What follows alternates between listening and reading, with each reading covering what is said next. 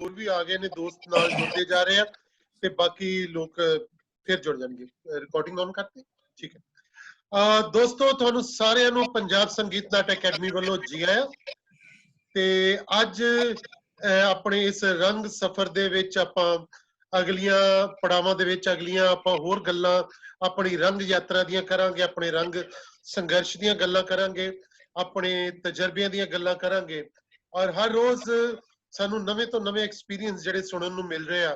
ਬਹੁਤ ਸਾਰਾ ਇੱਕ ਕਿਸਮ ਦਾ ਇਸ ਗੱਲਬਾਤ ਦੇ ਰਾਹੀਂ ਜਿਹੜਾ ਇਤਿਹਾਸ ਇਕੱਠਾ ਹੋ ਰਿਹਾ ਵਾ ਔਰ ਰੰਗਕਰਮੀਆਂ ਦਾ, ਨਾਟਕਕਾਰਾਂ ਦਾ, ਨਿਰਦੇਸ਼ਕਾਂ ਦਾ, ਸੰਗੀਤਕਾਰਾਂ ਦਾ, ਨ੍ਰਿਤਕਾਰਾਂ ਦਾ ਇਤਿਹਾਸ ਹੈ ਔਰ ਇਹਦੇ ਵਿੱਚ ਬਹੁਤ ਖੂਬਸੂਰਤ ਯਾਦਾਂ ਨੇ ਬਹੁਤ ਸਾਰੇ ਦੋਸਤਾਂ ਦੀਆਂ ਔਰ ਜਿਨ੍ਹਾਂ ਨੇ ਆਪਣੀ ਜ਼ਿੰਦਗੀ ਰੰਗ ਕਰਮ ਦੇ ਲੇਖੇ ਲਾਈ।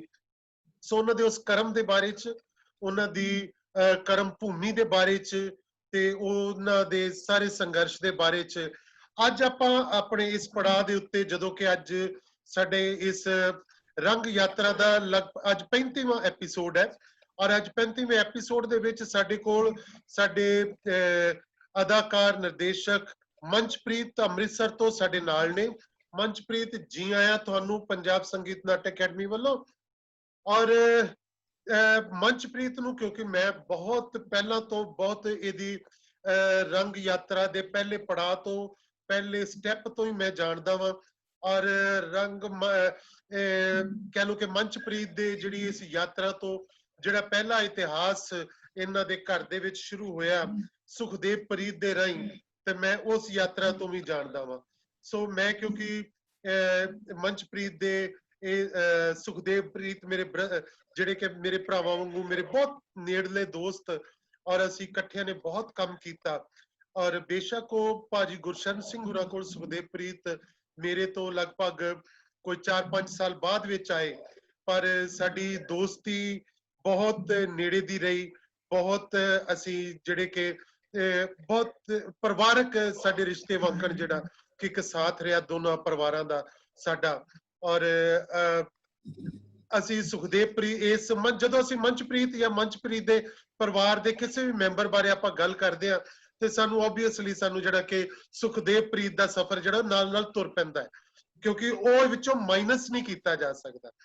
ਤੇ ਸੋ ਸੁਖਦੇਵ ਪ੍ਰੀਤ ਦਾ ਜਿਹੜਾ ਸਫ਼ਰ ਹੈ ਉਸ ਸਫ਼ਰ ਦੇ ਰਾਹੀਂ ਹੀ ਅਗਲਾ ਮੰਚਪ੍ਰੀਤ ਹੋਰਾਂ ਦਾ ਸਫ਼ਰ ਜਿਹੜਾ ਸ਼ੁਰੂ ਹੁੰਦਾ ਹੈ। ਸੋ ਉਹ ਇੱਕ ਜਿਹੜਾ ਖੂਬਸੂਰਤ ਅਦਾਕਾਰ ਸਾਥੋਂ ਵਿਛੜ ਗਿਆ ਸੁਖਦੇਵ ਪ੍ਰੀਤ 1991 ਦੇ ਵਿੱਚ ਔਰ 91 ਅਕਤੂਬਰ 10 ਅਕਤੂਬਰ ਨੂੰ ਤੇ ਉਸ ਤੋਂ ਬਾਅਦ ਫਿਰ ਮੰਚਪ੍ਰੀਤ ਤੇ ਇਹਨਾਂ ਦੇ ਬ੍ਰਦਰ ਧਰਮਿੰਦਰ ਔਰ ਬਾਕੀ ਸਾਰਾ ਪਰਿਵਾਰ ਜਿਹੜਾ ਕਿ ਇਹਨਾਂ ਦੀ ਸਿਸਟਰ ਲਾਡੀ ਤੇ ਉਹ ਸਾਰੇ ਨਾਲ ਫਿਰ ਰੰਗ ਮੰਚ ਵਾਲੇ ਪੜਾਅ ਵੱਲ ਨੂੰ ਤੁਰ ਪੈਂਦੇ ਜਦੋਂ ਕਿ ਪਹਿਲੇ ਇੱਕ ਸੀ ਘਰ ਚੋਂ ਜੀ ਫਿਰ ਹੋਰ ਵੀ ਤੁਰ ਪੈਂਦੇ ਨੇ ਕਿ ਰੰਗ ਮੰਚ ਨੂੰ ਪਰਨਾਏ ਹੋਏ ਲੋਕਾਂ ਦਾ ਇੱਕ ਪਰਿਵਾਰ ਬਣ ਜਾਂਦਾ। ਸੋ ਮੰਚ ਅਸੀਂ ਤੁਹਾਡੇ ਕੋਲੋਂ ਬੇਸ਼ੱਕ ਮੈਂ ਉਸ ਸਾਰੀ ਯਾਤਰਾ ਬਾਰੇ ਬਹੁਤ ਚੰਗੀ ਤਰ੍ਹਾਂ ਕੱਲੇ ਪਲ ਬਾਰੇ ਜਾਣਦਾ ਵਾਂ ਪਰ ਇਹ ਸਾਡੀ ਜਿਹੜੀ ਰੰਗ ਯਾਤਰਾ ਦੇ ਜਿਹੜੇ ਇਹ ਗੱਲਾਂ ਨੇ ਇਹ ਜਿਹੜੀ ਸਾਡੀ ਗੁਫ਼ਤਗੂ ਆ ਇਹਦੇ ਵਿੱਚ ਕਿਉਂਕਿ ਹੋਰ ਉਹ ਲੋਕ ਦੁਨੀਆ ਭਰ ਦੇ ਜੁੜਦੇ ਨੇ ਉਹ ਕਈ ਵਾਰੀ ਫੇਸਬੁੱਕ ਤੇ ਸੁਣਦੇ YouTube ਤੇ ਸੁਣਦੇ ਨੇ ਜਿਨ੍ਹਾਂ ਨੇ ਕਦੀ ਤੁਸੀਂ ਨਹੀਂ ਜਿਨ੍ਹਾਂ ਨੂੰ ਮਿਲੇ ਜਾਂ ਅਸੀਂ ਵੀ ਨਹੀਂ ਮਿਲੇ। ਸੋ ਉਹਨਾਂ ਲਈ ਆਪਾਂ ਜ਼ਰੂਰ ਬਹੁਤ ਸਹਿਜਤਾ ਦੇ ਨਾਲ ਬਹੁਤ ਜਿਹੜੇ ਸਫ਼ਰ ਦੇ ਸਾਡੇ ਪੜਾਅ ਨੇ ਉਹਨਾਂ ਪੜਾਵਾਂ ਬਾਰੇ ਆਪਾਂ ਗੱਲ ਕਰਦੇ ਜਾਵਾਂਗੇ। ਸੋ ਕਿਉਂਕਿ ਮੰਚਪ੍ਰੀਤ ਬਤੌਰ ਅਦਾਕਾਰ ਉਸਨੇ ਸ਼ੁਰੂਆਤ ਕੀਤੀ ਤੇ ਫਿਰ ਆਪਣੇ ਪਹਿਲੇ ਲਗਭਗ ਪਹਿਲੇ 15 ਸਾਲ ਜਿਹੜੇ ਉਸਨੇ ਬਤੌਰ ਅਦਾਕਾਰ ਹੀ ਕੰਮ ਕੀਤਾ। ਫਿਰ ਉਸਨੇ ਆਪਣਾ ਰੰਗਕਰਮੀ ਮੰਚ ਗਰੁੱਪ ਵੀ ਬਣਾਇਆ ਤੇ ਫਿਰ ਉਸ ਦੀ ਨਿਰਦੇਸ਼ਨਾ ਵਾਲੇ ਪੜਾਅ ਵੀ ਸ਼ੁਰੂ ਹੋ ਗਏ। ਉਸਨੇ ਸਕ੍ਰਿਪਟਾਂ ਵੀ ਲਿਖੀਆਂ। ਸੋ ਉਹ ਉਸਨੇ ਫਿਰ ਆਪਣਾ ਹੁਣ ਇੱਕ ਟ੍ਰੇਨਿੰਗ ਸਕੂਲ ਵੀ ਖੋਲਿਆ ਜਿਹਦੇ ਵਿੱਚ ਉਹ ਅਦਾਕਾਰੀ ਦੀ ਟ੍ਰੇਨਿੰਗ ਵੀ ਦਿੰਦਾ ਹੈ ਮੰਚਪ੍ਰੀਤ। ਸੋ ਉਹਦੇ ਕਈ ਰੰਗ ਰੂਪ ਜਿਹੜੇ ਇਹਨਾਂ ਸਮਿਆਂ ਦੇ ਵਿੱਚ ਪਿਛਲੇ ਲਗਭਗ 28-29 ਸਾਲ ਜਿਹੜੇ ਉਸ ਦੇ ਇਸ ਪੜਾਅ ਦੇ ਵਿੱਚੋਂ ਨਿਕਲਦੇ ਆ। ਸੋ ਮੰਚ ਮੈਂ ਤੁਹਾਡੇ ਮੂੰਹੋਂ ਜਿਹੜਾ ਸਾਥੀਆਂ ਦੇ ਨਾਲ ਜਿਹੜੇ ਤੁਹਾਡੇ ਰੰਗਮੰਚ ਸਫ਼ਰ ਦੀ ਬਾਤ ਪਾਉਣੀ ਚਾਹਾਂਗਾ। ਤੁਸੀਂ ਆਪਣੇ ਸਫ਼ਰ ਦੀ ਬਾਤ ਜਿਹੜੀ ਆ ਮੈਂ ਚਾਹਾਂਗਾ ਕਿ ਤੁਸੀਂ ਮੁੱਢ ਕਦੀਮੋਂ ਹੀ ਸ਼ੁਰੂ ਕਰੋ ਗੱਲ ਨੂੰ ਕਿ ਇਹ ਸਫ਼ਰ ਕਿੱਦਾਂ ਸ਼ੁਰੂ ਹੋਇਆ ਤੇ ਤੁਹਾਨੂੰ ਕੀ ਲੋੜ ਪੈ ਗਈ ਸੀ ਰੰਗਮੰਚ ਕਰਨ ਦੀ। ਸਫ਼ਰ ਮੇਰਾ ਤੁਹਾਨੂੰ ਸਾਰਿਆਂ ਨੂੰ ਪਤਾ ਭਾਜੀ, ਤੁਹਾਨੂੰ ਸਭ ਤੋਂ ਜ਼ਿਆਦਾ ਪਤਾ, ਮੈਨੂੰ ਕਿਉਂਕਿ ਬਿਲਕੁਲ, ਮੈਂ ਪਹਿਲਾਂ ਕਿਹਾ ਮੈਨੂੰ ਸਾਰਾ ਕੁਝ ਪਤਾ, ਪਰ ਬਹੁਤ ਸਾਰੇ ਦੋਸਤ ਹੈ ਜਿਹੜੇ ਜਿਨ੍ਹਾਂ ਹਾਂ ਨੇ ਹਾਂ ਬਿਲਕੁਲ। ਦੋਸਤੋ, ਪਹਿਲਾਂ ਤਾਂ ਤੁਹਾਨੂੰ ਸਾਰਿਆਂ ਨੂੰ ਸਤਿ ਸ੍ਰੀ ਅਕਾਲ, ਜੀ ਆਇਆਂ ਨੂੰ, ਔਰ ਸ਼ੁਕਰੀਆ ਕੇਵਲ ਧਾਲੀਵਾਲ ਮੇਰੇ ਉਸਤਾਦ, ਇਹਨਾਂ ਦਾ, ਪੰਜਾਬ ਸੰਗੀਤ ਨਾਟਕ ਅਕੈਡਮੀ ਦਾ ਸ਼ੁਕਰੀਆ ਕਿ ਤੁਸੀਂ ਮੈਨੂੰ ਮੇਰੀ ਗੱਲ ਕਰਨ ਦਾ ਮੌਕਾ ਪ੍ਰਦਾਨ ਕੀਤਾ। ਸਫ਼ਰ ਦੀ ਗੱਲ ਜਿਹੜੀ ਹੈਗੀ ਹੈ ਭਾਜੀ, ਤੁਸੀਂ ਬੜੇ ਚੰਗੀ ਤਰ੍ਹਾਂ ਤੁਹਾਨੂੰ ਪਤਾ ਹੈ, ਪਰ ਦੂਸਰਾ ਲੋਕਾਂ ਨੂੰ ਵੀ ਪਤਾ ਲੱਗਣਾ ਚਾਹੀਦਾ, ਸਾਡੇ ਦੋਸਤਾਂ ਨੂੰ ਜਿਹੜੇ ਅੱਗੇ ਕੰਮ ਕਰ ਰਹੇ ਨੇ ਜਾਂ ਸਾਡੇ ਸੀਨੀਅਰ ਨੇ ਜਾਂ ਜੂਨੀਅਰ ਨੇ, ਬਹੁਤ ਸਾਰੇ ਲੋਕਾਂ ਨੂੰ ਨਹੀਂ ਪਤਾ ਕਿ ਇਹ ਸਫ਼ਰ ਬੜਾ ਅਨਹੋਣਾ, ਬੜੇ ਨਾਟਕੀ ਢੰਗ ਦੇ ਨਾਲ ਸਾਰਾ ਮੇਰਾ ਸਫ਼ਰ ਸ਼ੁਰੂ ਹੋਇਆ। ਉਹਦੇ ਵਿੱਚ ਬੜੀਆਂ ਸਾਰੀਆਂ ਚੀਜ਼ਾਂ ਜਿਹੜੀਆਂ ਸੀਗੀਆਂ। ਹੁਣ ਸੁਖਦੇਵ ਪ੍ਰੀਤ ਇੱਕ ਜਾਣਿਆ ਪਛਾਣਿਆ ਨਾਮ ਰੰਗਮੰਚ ਦੇ ਵਿੱਚ ਸੀਗਾ, ਜਿਹਨੇ ਆਪਣੇ ਛੋਟੇ ਜਿਹੇ ਸਫ਼ਰ ਦੇ ਵਿੱਚ ਉਹਨੇ ਬਹੁਤ ਵੱਡੇ ਵੱਡੇ ਕੰਮ ਕਰ ਲਏ। ਤੋ ਸੁਖਦੇਵ ਪ੍ਰੀਤ ਦੀ ਜਦੋਂ ਮੌਤ ਹੁੰਦੀ ਹੈ, ਉਹਨੂੰ ਸ਼ਹੀਦ ਕਰ ਦਿੱਤਾ ਜਾਂਦਾ ਹੈ 1991 10 ਅਕਤੂਬਰ 1991 ਨੂੰ। ਤੋ ਉਸ ਤੋਂ ਬਾਅਦ ਸਫ਼ਰ ਮੇਰਾ ਸ਼ੁਰੂ ਹੋਇਆ। ਮੇਰੀ ਮਾਂ ਨੇ ਮੈਨੂੰ ਕਿਹਾ ਕਿ ਤੂੰ ਜਾ, ਉਹਦੀ ਹੁਣ ਜਗ੍ਹਾ ਖਾਲੀ ਨਹੀਂ ਹੋਣੀ ਚਾਹੀਦੀ, ਤੂੰ ਜਾ।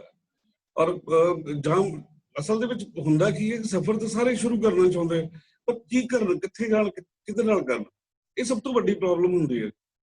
ਸ਼ੁਰੂ ਤੋਂ ਹੀ ਪਹਿਲੇ ਟਾਈਮ ਤੋਂ ਇਹ ਪ੍ਰੋਬਲਮ ਰਹੀ ਹੈ ਕਿ ਚੰਗੇ ਬੰਦੇ ਕੋਲ ਕਿਹੜੇ ਕੋਲ ਜੁੜੀਏ। ਤਾਂ ਮੇਰੇ ਕੋਲ ਤਾਂ ਆਲਰੇਡੀ ਕੇਵਲ ਧਾਲੀਵਾਲ ਸੀ, ਮੈਨੂੰ ਅਡਾਪਟ ਕਰ ਲਿਆ ਤੁਸੀਂ। ਮੈਂ ਉੱਥੋਂ ਫਿਰ ਸਫ਼ਰ ਸ਼ੁਰੂ ਕੀਤਾ, ਬਹੁਤ ਵਧੀਆ ਸਫ਼ਰ ਸ਼ੁਰੂ ਕੀਤਾ। ਉੱਥੋਂ ਮੈਨੂੰ ਨਾਮ ਮਿਲਿਆ ਤੁਹਾਡੇ ਕੋਲੋਂ ਹੀ, ਮੰਚਪ੍ਰੀਤ। ਇਹ ਮੇਰੇ ਵਾਸਤੇ ਬੜੀ ਵੱਡੀ ਉਪਲਬਧੀ ਹੈ ਕਿ ਮੈਨੂੰ ਜਿਹੜਾ ਨਾਮ ਮਿਲਿਆ ਮੰਚਪ੍ਰੀਤ ਦੁਨੀਆ ਦੇ ਵਿੱਚ ਇੱਕੋ ਹੀ ਨਾਮ ਹੈ। ਮੈਨੂੰ ਇਸ ਗੱਲ ਦਾ ਮਾਣ ਹੁੰਦਾ ਕਿ ਦੁਨੀਆ ਦੇ ਵਿੱਚ ਇੱਕੋ ਨਾਮ ਹੈ। ਨੈਟ ਤੇ ਸਰਚ ਕਰੀਏ, ਮੰਚਪ੍ਰੀਤ ਪਾਈਏ ਤਾਂ ਇੱਕੋ ਹੀ ਮੰਚਪ੍ਰੀਤ ਨਿਕਲਦਾ, ਪੂਰੀ ਦੁਨੀਆ ਦੇ ਵਿੱਚ ਕਿਤੇ ਕੋਈ ਮੰਚਪ੍ਰੀਤ ਨਹੀਂ ਨਿਕਲਦਾ। ਔਰ ਇਹ ਦੇਣ ਹੈ ਕੇਵਲ ਧਾਲੀਵਾਲ, ਮੰਚ ਰੰਗਮੰਚ ਅੰਮ੍ਰਿਤਸਰ, ਔਰ ਜਸਵੰਤ ਸਾਡੇ ਜਸ ਹੋਰਾਂ ਦੀ, ਜਿਨ੍ਹਾਂ ਨੇ ਮੈਨੂੰ ਇਹ ਨਾਮ ਦਿੱਤਾ। ਸਫ਼ਰ ਤੁਹਾਡੇ ਤੋਂ ਸ਼ੁਰੂ ਹੋਇਆ, ਤੁਸੀਂ ਲੋਕਾਂ ਨੇ ਮੈਨੂੰ ਅਪਣਾਇਆ, ਮੈਨੂੰ ਸੇਧ ਦਿੱਤੀ, ਮੈਨੂੰ ਇੱਕ ਜਿਹੜੀ ਇੱਕ ਲਾਈਫ ਸੀ, ਜਿਹੜੀ ਇਸ ਤੋਂ ਪਹਿਲਾਂ ਵਾਲੀ ਲਾਈਫ ਜਿਹੜੀ ਸੀ, ਰੰਗਮੰਚ ਦੇ ਵਿੱਚ ਆਉਣ ਪਹਿਲਾਂ ਵਾਲੀ ਲਾਈਫ, ਬੜੀ ਅਜੀਬ ਕਿਸਮ ਦੀ ਲਾਈਫ ਸੀਗੀ ਜਿਹੜੀ ਜੀ ਰਹੇ ਸੀਗੇ। ਪਤਾ ਹੀ ਨਹੀਂ ਸੀ ਕੀ ਕਰਨਾ ਕੀ ਹੈ, ਕਿਉਂ ਅਸੀਂ ਜੀ ਰਹੇ ਹਾਂ, ਕਿਹੜੀ ਗੱਲੋਂ ਜੀ ਰਹੇ। ਫਿਰ ਇੱਥੇ ਦਿਸ਼ਾ ਮਿਲੀ ਰੰਗਮੰਚ ਦੇ ਵਿੱਚ ਆ ਕੇ, ਦਸ਼ਾ ਮਿਲੀ। ਦਸ਼ਾ ਕੀ ਹੈ, ਦਿਸ਼ਾ ਕੀ ਹੈ, ਸੋਚਣਾ ਕੀ ਹੈ, ਕਰਨਾ ਕੀ ਹੈ, ਔਰ ਉਹ ਸਾਰੀਆਂ ਚੀਜ਼ਾਂ ਮਿਲੀਆਂ। ਤੇ ਰੰਗਮੰਚ ਦਾ ਸਫ਼ਰ ਜਿਹੜਾ ਮੇਰਾ 1992 ਦੇ ਵਿੱਚ ਸ਼ੁਰੂ ਹੋਇਆ। ਸੁਖਦੇਵ ਪ੍ਰੀਤ ਦੀ ਹੀ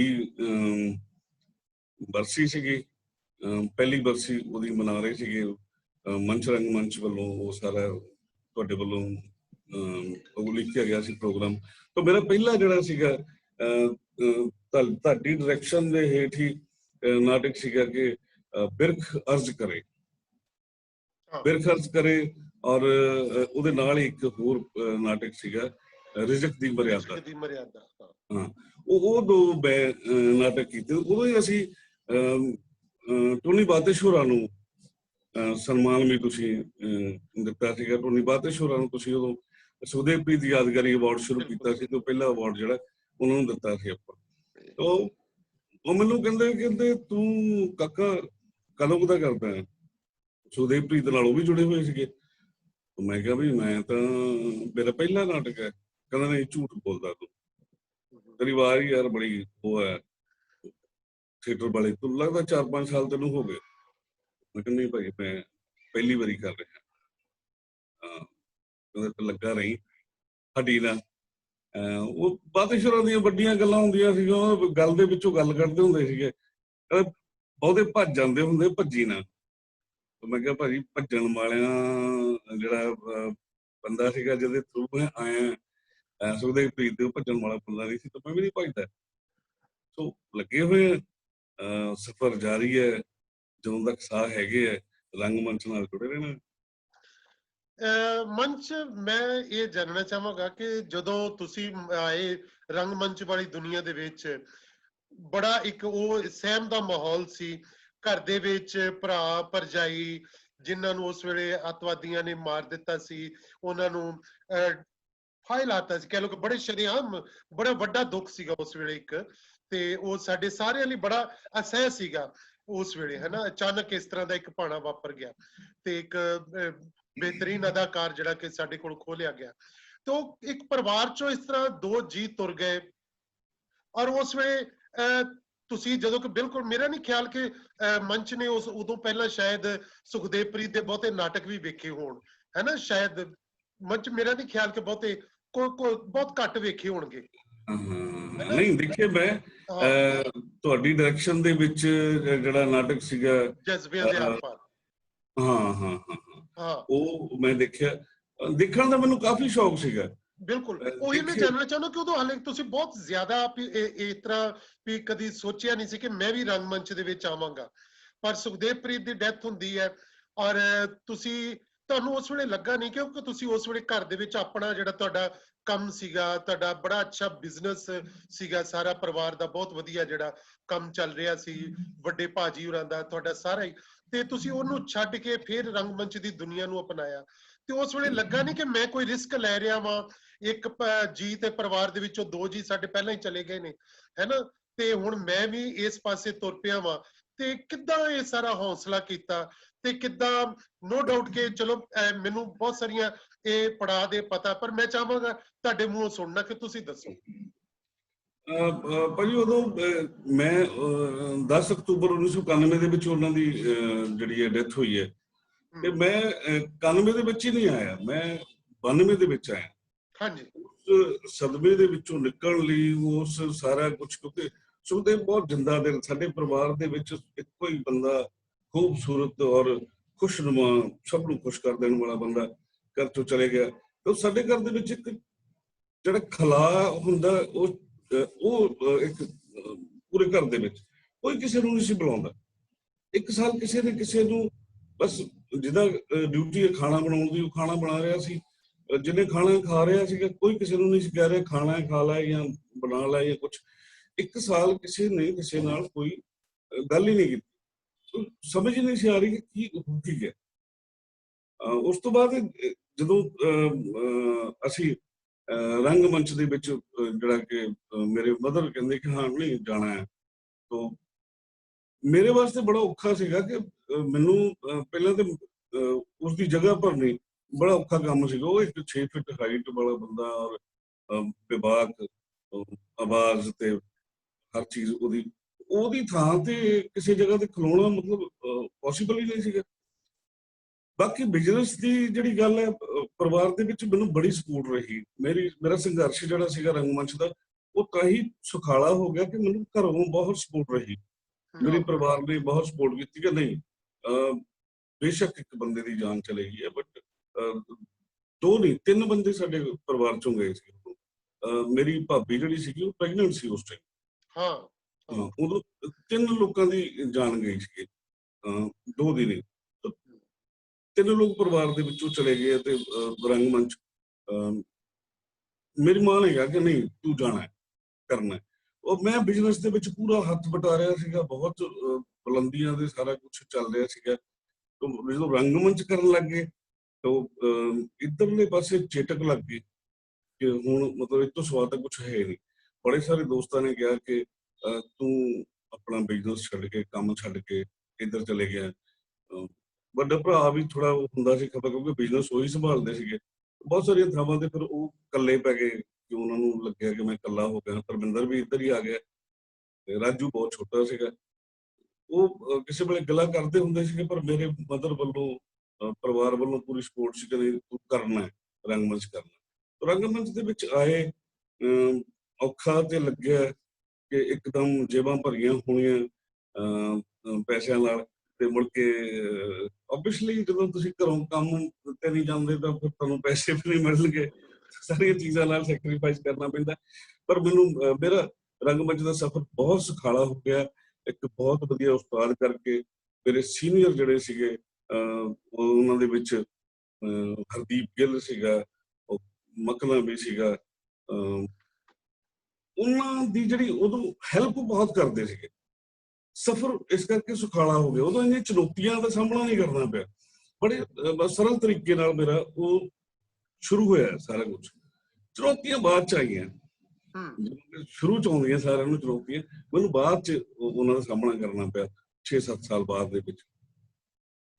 ਹਾਂ ਬਿਲਕੁਲ, ਮੈਂ ਕਿਉਂਕਿ ਇਹ ਦੇਖ ਰਿਹਾ ਸੀ ਕਿ ਉਹ ਸਮਿਆਂ ਦੇ ਵਿੱਚ ਜਦੋਂ ਮੰਚ ਤੁਸੀਂ ਆਏ ਹੋ ਸਾਰੇ ਥੀਏਟਰ ਦੀ ਦੁਨੀਆ ਦੇ ਵਿੱਚ, ਤੇ ਉਸ ਵੇਲੇ ਬਤੌਰ ਅਦਾਕਾਰ ਇਹ ਮੈਨੂੰ ਇੱਕ ਚੰਗੀ ਗੱਲ ਲੱਗ ਰਹੀ ਸੀ ਕਿ ਸੁਖਦੇਵ ਪ੍ਰੀਤ ਨੂੰ ਬਤੌਰ ਅਦਾਕਾਰ ਹੀ ਜਾਣਿਆ ਜਾਂਦਾ ਸੀ ਕਿ ਬਿਹਤਰੀਨ ਅਦਾਕਾਰ ਸੀ ਪੰਜਾਬ ਦਾ ਉਹ। ਉਹਨੇ ਬੇਸ਼ੱਕ ਮੈਨੂੰ ਯਾਦ ਹੈ ਕਿ 82 ਐਂਡ ਜੇ ਦੇ ਵਿੱਚ ਗੁਰਸ਼ਰਨ ਭਾਜੀ ਕੋਲ ਆਏ ਸੀ, ਉਹ ਤੇ ਸੰਗ ਇਕੱਠੇ ਹੀ ਦੋਨੋਂ ਬਹੁਤ ਛੋਟੀ ਉਮਰ ਦੇ ਮੁੰਡੇ ਜਿਹੜੇ ਹੁੰਦੇ ਆ 10ਵੀਂ 11ਵੀਂ ਵਾਲੇ, ਔਰ ਅਸੀਂ ਕਿਉਂਕਿ ਬਹੁਤ ਸੀਨੀਅਰ ਸੀ ਉਹਨਾਂ ਤੋਂ, ਤੇ ਅਸੀਂ ਬੜੇ ਵੀ ਉਹਨਾਂ ਨੂੰ ਮਜ਼ਾਕ ਕਰਨ ਵਾਲੇ ਵੀ ਇਹ ਕਿੱਦਾਂ ਦੇ ਆ ਗਏ ਆ, ਹੈ ਨਾ, ਵੀ ਇਹਨਾਂ ਨੂੰ ਬਹਿਣ ਦੀ ਵੀ ਜਾਂਚ ਨਹੀਂ, ਇਹਨਾਂ ਨੂੰ ਯਾਨੀ ਏਦਾਂ ਦੇ ਅਸੀਂ ਉਹਨਾਂ ਨੂੰ ਵੀ ਇਹ। ਪਰ ਸੁਖਦੇਵ ਨੇ ਬੜੀ ਖੂਬਸੂਰਤ ਆਪਣੀ ਜਗ੍ਹਾ ਬਣਾ ਲਈ ਆਪਣੇ ਕੰਮ ਕਰਕੇ। ਉਹਨੇ ਦਿਨਾਂ ਵਿੱਚ ਹੀ ਕਹਿ ਲਓ ਕਿ ਉਹਨੇ 2 ਸਾਲਾਂ ਦੇ ਵਿੱਚ ਇਸ ਤਰ੍ਹਾਂ ਦੀਆਂ ਭੂਮਿਕਾਵਾਂ ਉਹਦੇ ਹਿੱਸੇ ਵੀ ਆਈਆਂ, ਔਰ ਬਹੁਤ ਸਾਰੇ ਦੋਸਤ ਸਾਡੇ ਨਾਲ ਜੁੜੇ ਹੋਏ ਆ। ਪੰਡਤ ਜੀ ਵੀ ਸੁਣ ਰਹੇ ਆ, ਹੀਰਾ ਰੰਧਾਵਾ ਹੋਰੀ ਵੀ ਕੈਨੇਡਾ ਤੋਂ ਜੁੜੇ ਹੋਏ ਆ, ਵੀ ਗੱਲ ਕਰਨਗੇ ਬਾਅਦ ਵਿੱਚ। ਸੋ ਇਸ ਤਰ੍ਹਾਂ ਸਾਰੇ ਦੋਸਤ ਉਦੋਂ ਨਾਲ ਸੀਗੇ ਇਕੱਠੇ। ਇਹ ਸੀ ਕਿ ਸੁਖਦੇਵ ਪ੍ਰੀਤ ਅਦਾਕਾਰ ਸੀ ਤੇ ਤੁਸੀਂ ਵੀ ਫਿਰ ਅਦਾਕਾਰੀ ਦਾ ਫੀਲਡ ਚੁਣਿਆ। ਇਹ ਇਮੀਡੀਏਟਲੀ ਅਦਾਕਾਰ ਹੀ ਸਾਰੇ ਬਣਦੇ ਆ। ਮੈਂ ਵੀ ਜਿਵੇਂ ਪਹਿਲੇ ਭਾਜੀ ਕੋਲ ਆਇਆ ਤਾਂ ਅਦਾਕਾਰ ਹੀ ਸੀ, ਹੈ ਨਾ। ਇਹ ਨਿਰਦੇਸ਼ਨਾਂ ਦਾ ਜ਼ਿੰਮਾ ਮੇਰੇ ਤੇ ਬਹੁਤ ਬਾਅਦ ਵਿੱਚ ਆਇਆ, ਤੇ ਇਹ ਫਿਰ ਤੁਸੀਂ ਬਤੌਰ ਆਪਣੇ ਆਪ ਨੂੰ ਇੱਕ ਅਦਾਕਾਰ ਦੇ ਤੌਰ ਤੇ, ਹੁਣ ਮੈਂ ਅਦਾਕਾਰੀ ਦੇ ਸਫ਼ਰ ਦੀ ਚਾਹਾਂਗਾ ਕਿ ਉਹਦੀ ਗੱਲ ਕਰੋ ਕਿ ਅਦਾਕਾਰੀ ਦੇ ਤੌਰ ਤੇ ਮੈਨੂੰ ਯਾਦ ਹੈ ਕਿ ਮਹਾਪੰਡਤ ਵਰਗੇ ਨਾਟਕ ਦੇ ਵਿੱਚ ਵੀ ਮੰਚਪ੍ਰੀਤ ਦੀ ਇੱਕ ਪਹਿਚਾਣ ਬਣਦੀ ਹੈ ਆ ਕੇ। ਇਸ ਤਰ੍ਹਾਂ ਦੇ ਕਈ ਹੋਰ ਨਾਟਕ ਹੈ, ਮਹਾਭੋਜ ਵਰਗਾ ਨਾਟਕ ਜਿਹੜਾ ਸੀ ਉਹਦੇ ਵਿੱਚ ਇੱਕ ਵੱਡੀ ਜਗ੍ਹਾ ਮਿਲਦੀ ਹੈ ਮੰਚਪ੍ਰੀਤ ਨੂੰ, ਉਹ ਥਾਂ ਬਣਦੀ ਹੈ ਉਹਦੇ ਵਿੱਚ। ਕਈ ਪੜਾਵਾਂ ਦੇ ਵਿੱਚੋਂ ਮੰਚਪ੍ਰੀਤ ਦੇ ਜਿਹੜੇ ਅਦਾਕਾਰੀ ਦਾ ਸਫ਼ਰ ਹੈ ਤੁਰਦਾ ਹੈ। ਮੈਂ ਇਹ ਜਾਣਨਾ ਚਾਹਾਂਗਾ ਕਿ ਉਹ ਇੱਕ ਅਦਾਕਾਰ ਦੇ ਤੌਰ ਤੇ ਇਹ ਜਿਹੜੇ ਤੁਸੀਂ ਰੰਗ ਵੇਖੇ, ਇਹ ਜਿਹੜੇ ਪੜਾਵਾਂ ਦੇ ਵਿੱਚੋਂ ਗੁਜ਼ਰੇ, ਉਹਨਾਂ ਦੀ ਸਾਰੀ ਤਿਆਰੀ, ਉਸ ਸਫ਼ਰ ਦੇ ਬਾਰੇ ਚ ਉਹ ਕੁਝ ਹੁਣ ਸਾਡੇ ਨਾਲ ਸਾਂਝਾ ਕਰੋ। ਮੈਂ ਭਾਜੀ ਪਹਿਲਾਂ ਵੀ ਉਹ ਗੱਲ ਕੀਤੀ ਸੀ ਕਿ ਮੇਰੇ ਇੱਕ ਚੀਜ਼ ਮੈਂ ਹੋਰ ਜੋੜ ਦਿਆਂ ਕਿ ਜਦੋਂ ਮੰਚਪ੍ਰੀਤ ਨਵਾਂ ਆਇਆ ਸੀ ਤੇ ਉਦੋਂ ਲੂਣਾ ਦੇ ਵਿੱਚ, ਜਦੋਂ ਅਸੀਂ ਲੂਣਾ ਸਾਡਾ ਤਿਆਰ ਸੀ ਨਾਟਕ, ਤੇ ਹਾਲੇ ਮੰਚਪ੍ਰੀਤ ਬਹੁਤ ਨਵਾਂ ਛੁਟਕੂ ਮੁੰਡਾ ਸੀਗਾ, ਤੇ ਉਦੋਂ ਹਾਲੇ ਇਹਨੂੰ ਅਸੀਂ ਡੋਲੀ ਚੁੱਕਣ ਵਾਲਾ ਮੁੰਡਾ ਹੀ ਬਣਾਉਂਦੇ ਸੀਗੇ, ਜਿਹੜੇ ਡੋਲੀ ਲੂਣਾ ਦੀ ਚੁੱਕ ਕੇ ਲੈ ਜਾਂਦੇ ਆ। ਪਰ ਮੰਚ ਨੇ ਇੰਨਾ ਆਪਣੇ ਆਪ ਨੂੰ ਤਿਆਰ ਕਰ ਲਿਆ ਬਤੌਰ ਅਦਾਕਾਰ ਕਿ ਬਾਅਦ ਵਿੱਚ ਪੂਰਨ ਦਾ ਰੋਲ ਵੀ ਮੰਚਪ੍ਰੀਤ ਹੀ ਕਰਨ ਲੱਗ ਪਿਆ। ਯਾਨੀ ਕਿ ਇੰਨਾ ਇੱਕ ਅਦਾਕਾਰ ਦੇ ਸਫ਼ਰ ਦੀ ਇਹ ਵੀ ਇੱਕ ਖੂਬਸੂਰਤ ਗੱਲ ਹੈ। ਹਾਂ, ਬਹੁਤ ਖੂਬਸੂਰਤ ਗੱਲ। ਮੈਂ ਫਾਸਲੇ ਦੇ ਵਿੱਚ ਵੀ ਛੋਟੇ ਰੋਲ ਕਰਦਾ, ਉਦੋਂ ਮੈਂ ਨਵਾਂ ਆਇਆ ਸੀਗਾ। ਤੁਸੀਂ ਵੀ ਉਦੋਂ ਜਿਹੜਾ ਨਾਟਕ ਜਿਹੜੇ ਸੀਗੇ ਨਿਰਦੇਸ਼ਨ ਤੁਹਾਡਾ ਆਪਣਾ ਮੰਚ ਰੰਗਮੰਚ ਦਾ ਸਫ਼ਰ ਜਿਹੜਾ ਸੀਗਾ 1.5 ਸਾਲ ਦਾ, ਉਦੋਂ 2 ਸਾਲ ਦਾ ਹੋਇਆ ਸੀ, ਤੇ 3-4 ਨਾਟਕ ਤੁਸੀਂ ਉਦੋਂ, ਕਿਉਂਕਿ ਤੁਸੀਂ ਤਾਂ ਪਹਿਲਾਂ ਹੀ ਬਹੁਤ ਕੀਤਾ ਸੀਗਾ ਡਾਇਰੈਕਸ਼ਨ ਦੇ ਵਿੱਚ। ਮੰਚ ਰੰਗਮੰਚ ਦੇ ਨਾਮ ਹੇਠ ਫੁੱਟ ਮਾਰਸ਼ਲ, ਲੂਣਾ, ਪ੍ਰਦੇਸ਼ਨ, ਫਾਸਲੇ ਤੁਸੀਂ ਉਦੋਂ ਕਰ ਚੁੱਕੇ ਸੀ। ਮੈਂ ਜਦੋਂ ਆਇਆ ਤੇ ਮੈਂ ਉਹਨਾਂ ਦੇ ਵਿੱਚ ਭੀੜ ਦੇ ਵਿੱਚ ਹੀ ਇੱਧਰ ਉੱਧਰ ਸੈੱਟ ਹੁੰਦਾ ਸੀਗਾ, ਤੇ ਉਸ ਤੋਂ ਬਾਅਦ ਜਿਹੜਾ ਸਫ਼ਰ ਸ਼ੁਰੂ ਹੋਇਆ, ਮੈਨੂੰ ਮੌਕਾ ਦਿੱਤਾ ਮੰਚ ਰੰਗਮੰਚ ਨੇ ਨਾਟਕ ਪੁਲਸੀਏ ਦੇ ਵਿੱਚ, ਜਿੱਥੋਂ ਮੈਨੂੰ ਆਪਣੇ ਆਪ ਨੂੰ ਪ੍ਰੂਫ ਕਰਨ ਦਾ ਇੱਕ ਮੌਕਾ ਮਿਲਿਆ। ਔਰ ਮੈਂ ਉਹਨੂੰ ਬਹੁਤ ਮਤਲਬ ਬੜੀ ਮਿਹਨਤ ਕੀਤੀ। ਮੈਂ ਆਪਣੇ ਸੀਨੀਅਰ, ਮੈਂ ਪਹਿਲੇ ਵੀ ਕਿਹਾ ਕਿ ਮੇਰਾ ਸਫ਼ਰ ਸੁਖਾਲਾ ਹੋ ਗਿਆ ਸੀ। ਮੇਰੇ ਸੀਨੀਅਰ ਬਹੁਤ ਕੋਆਪਰੇਟਿਵ ਸੀਗੇ, ਮੈਨੂੰ ਬਹੁਤ ਦੱਸਦੇ ਹੁੰਦੇ ਸੀਗੇ ਸਾਰੇ, ਕਿਉਂਕਿ ਸੁਖਦੇਵ ਦੇ ਨਾਲ ਜੁੜੇ ਹੋਏ ਸੀ। ਤੇ ਮੈਨੂੰ ਜਿੰਨੀਆਂ ਸਾਡੀਆਂ ਕੁੜੀਆਂ, ਰਮਾ ਅਟਵਾਲ ਸੀ ਉਸ ਟਾਈਮ, ਸੁਰਜੀਤ ਸੀ, ਇੰਦੂ ਬਿੱਦੂ ਸੀਗੀ ਕੁੜੀ, ਔਰ ਇਹ ਸਾਰੇ ਮੈਨੂੰ ਮਤਲਬ ਛੋਟੇ ਭਰਾਵਾਂ ਵਾਂਗ, ਛੋਟੇ ਬੱਚਿਆਂ ਵਾਂਗ ਮਤਲਬ ਦਬਕਾ ਵੀ ਮਾਰਦੇ ਸੀ। ਪਰ ਹਰਦੀਪ ਵਰਗੇ ਉਸਤਾਦ ਵੀ ਸੀਗੇ ਨਾਲ, ਉਹ ਦੱਸਦੇ ਸੀ, ਓਏ ਇਹ ਚੀਜ਼ ਤੂੰ ਆ ਸਹੀ ਕਰ ਲੈ, ਇਹ ਕਰ ਲੈ। ਤਾਂ ਪੁਲਸੀਏ ਨਾਟਕ ਦੇ ਵਿੱਚ ਮੈਨੂੰ ਇੱਕ ਜਿਹੜਾ ਸਹੀ ਤਰੀਕੇ ਨਾਲ ਸਫ਼ਰ ਸ਼ੁਰੂ ਕਰਨ ਦਾ ਮੌਕਾ ਮਿਲਿਆ ਕਿ ਹਾਂ ਅਸਲ ਹੈ ਕੀ, ਅਸੀਂ ਜਾਣਾ ਕਿੱਧਰ ਹੈ। ਐਕਟਿੰਗ ਤਾਂ ਬਹੁਤ ਸਾਰੇ ਲੋਕ ਕਰਦੇ ਪਏ ਆ, ਅਸੀਂ ਸਾਡੇ ਕੋਲ ਵੀ ਬਹੁਤ ਸਾਰੇ ਲੋਕੀ ਹੁਣ ਸਿੱਖਣ ਆਉਂਦੇ, ਅਸੀਂ ਇੰਨੇ ਜੋਗੇ ਹੋ ਗਏ ਕਿ ਅਸੀਂ, ਪਰ ਹੈ ਕੀ ਅਸਲ ਦੇ ਵਿੱਚ। ਮੈਨੂੰ ਉਸ ਨਾਟਕ ਤੋਂ ਸ਼ੁਰੂ ਹੋਇਆ ਕਿ ਮੈਂ ਪਹਿਲਾਂ, ਉਦੋਂ ਮੈਨੂੰ 1.5-2 ਸਾਲ ਹੋ ਗਏ ਸੀ ਕਰਦੇ ਨੂੰ, ਤਾਂ ਪਹਿਲਾਂ ਜਿਹੜਾ ਸੀਗਾ ਕਿ ਮੈਨੂੰ ਪਤਾ ਲੱਗਿਆ ਕਿ ਐਕਟਿੰਗ ਕਿਸ ਚੀਜ਼ ਦਾ ਨਾਮ, ਔਰ ਜਦੋਂ ਰਿਆਜ਼ ਕਰਨੇ, ਇੱਕ ਡਾਇਲੋਗ ਠੀਕ ਕਰਨਾ, ਉਹ ਸਾਰਾ ਕੁਝ, ਉਸ ਤੋਂ ਵੱਡੀ ਪ੍ਰਾਪਤੀ ਮੈਨੂੰ ਇਹੀ ਹੋਈ ਕਿ ਜਦੋਂ ਉਹ ਨਾਟਕ ਖਤਮ ਹੋਇਆ, ਇੱਕ ਉਹ ਤੁਸੀਂ ਭਾਜੀ ਦੇਖੀ ਹੋਣੀ ਵੀਡੀਓ ਬਣਾਈ ਸੀ ਆਪਾਂ, ਹਾਂ ਉਹ ਵੀਡੀਓ ਦੇ ਵਿੱਚ ਨਾ ਮੈਂ ਅਜੇ ਵੀ ਮੇਰੇ ਕੋਲ ਪਈ ਕਿਤੇ, ਉਹ ਜਦੋਂ ਦੇਖਦੇ ਤਾਂ ਤੁਸੀਂ ਬਾਅਦ ਚ ਕਹਿੰਦੇ ਸੀਗੇ ਰੈਸਲ ਦੇ ਵਿੱਚ ਰੈਸਲ ਦੀ ਵੀਡੀਓ ਬਣਾਈ ਸੀ, ਤੇ ਤੁਸੀਂ ਜਦੋਂ ਖਤਮ ਹੁੰਦਾ ਤੇ ਸ਼ਰਮ ਸ਼ਰਮ ਸ਼ਰਮ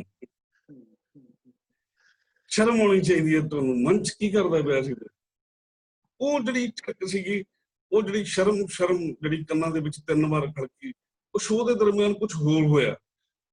ਸ਼ੋਅ ਤੋਂ ਬਾਅਦ ਚ ਮਤਲਬ ਕੁਝ ਲੋਕ ਮੈਨੂੰ ਆਏ, ਫਸਟ ਟਾਈਮ ਮੇਰਾ ਐਕਸਪੀਰੀਅੰਸ ਸੀਗਾ, ਮੈਂ ਵੱਡਾ ਰੋਲ ਕੀਤਾ, ਕੁਝ ਲੋਕ ਆਏ ਕਿ ਯਾਰ ਇੰਨੇ ਸਾਰੇ ਡਾਇਲੌਗ ਤੂੰ ਯਾਦ ਕਿੱਦਾਂ ਕੀਤੇ, ਉਹ ਤੁਹਾਨੂੰ ਯਾਦ ਹੋਊਗਾ 3-3 ਸਫ਼ਿਆਂ ਦੇ ਡਾਇਲੌਗ ਸੀਗੇ ਉਹਦੇ, ਲੰਬੇ ਲੰਬੇ ਸਪੀਚਾਂ।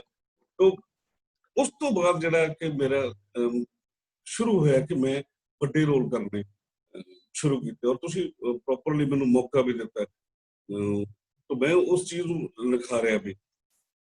ਉਸ ਤੋਂ ਬਾਅਦ ਮੈਂ ਲੂਣਾ ਦੇ ਵਿੱਚ ਪੂਰਨ ਵੀ ਕੀਤਾ, ਅਸੀਂ ਮਹਾਭੋਜ ਕੀਤਾ, ਉਹਦੇ ਵਿੱਚ ਮੈਂ ਇੱਕ ਪੰਜਾਬ ਦਾ ਜਿਹੜਾ ਸੀਗਾ ਰੋਲ ਉਹ ਕੀਤਾ, ਉਹ ਇੱਕ ਯਾਦਗਾਰੀ ਰੋਲ ਨੇ, ਉਹਨਾਂ ਵਰਗੇ ਦੁਬਾਰਾ ਜਿਹੜੇ ਕਰਨੇ ਹੀ ਆ ਉਸ ਚੀਜ਼ ਨੂੰ, ਕਿਉਂਕਿ ਮਿਹਨਤ ਜਿਹੜੀ ਹੈ, ਇੱਕ ਸਮਾਂ ਤੁਹਾਡੇ ਕੋਲ ਹੁੰਦਾ, ਜਨੂਨ ਜਿਹੜਾ ਹੁੰਦਾ, ਪਾਗਲਪਨ ਹੁੰਦਾ, ਉਹ ਪਾਗਲਪਨ ਸੀਗਾ।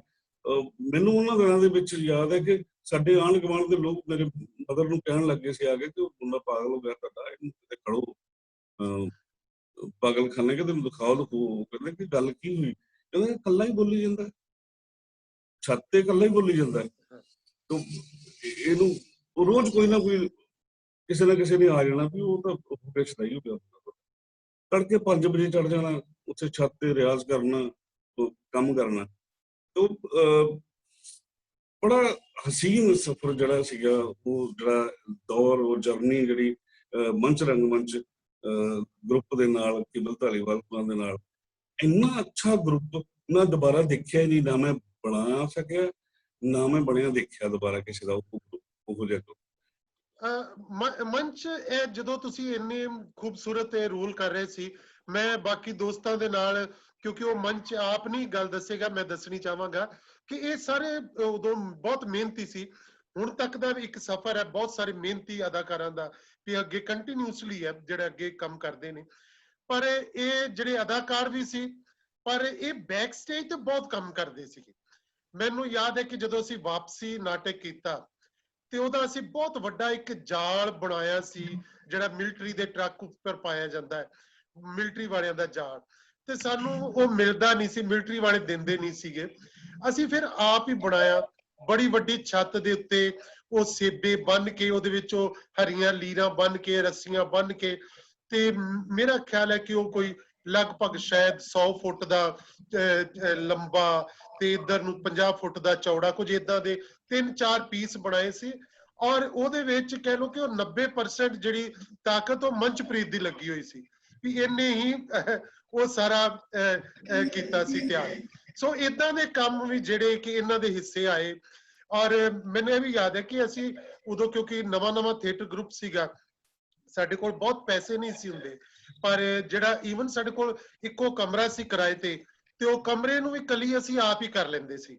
ਔਰ ਇਹ ਮੰਚਪ੍ਰੀਤ ਹੋਰੀ ਜਿਹੜੀ ਕਿ ਇਹ ਚੱਟ ਉਸੇ ਵੇਲੇ ਪੌੜੀ ਲੈ ਕੇ ਬ੍ਰਸ਼ ਤੇ ਮੈਂ ਛੱਤ ਵੀ ਪੇਂਟ ਕਰ ਦਿਆਂਗਾ ਤੇ ਸਾਰੇ। ਸੋ ਇਹ ਮੈਨੂੰ ਲੱਗਦਾ ਕਿ ਜਿਹੜੀ ਏਦਾਂ ਦੀ ਮਿਹਨਤ ਕੀਤੀ ਹੋਈ ਹੈ, ਵੀ ਤੁਸੀਂ ਅਦਾਕਾਰ ਦੇ ਤੌਰ ਤੇ ਮਿਹਨਤ ਕਰਦੇ ਹੋ, ਇਹ ਤੁਹਾਡੇ ਅਗਲੇ ਪ੍ਰੋਫੈਸ਼ਨਲ ਕੰਮ ਵਿੱਚ ਜਿਹੜੀ ਹੈ ਉਹ ਬਹੁਤ ਕੰਮ ਆਉਂਦੀ ਹੈ। ਸੋ ਮੈਂ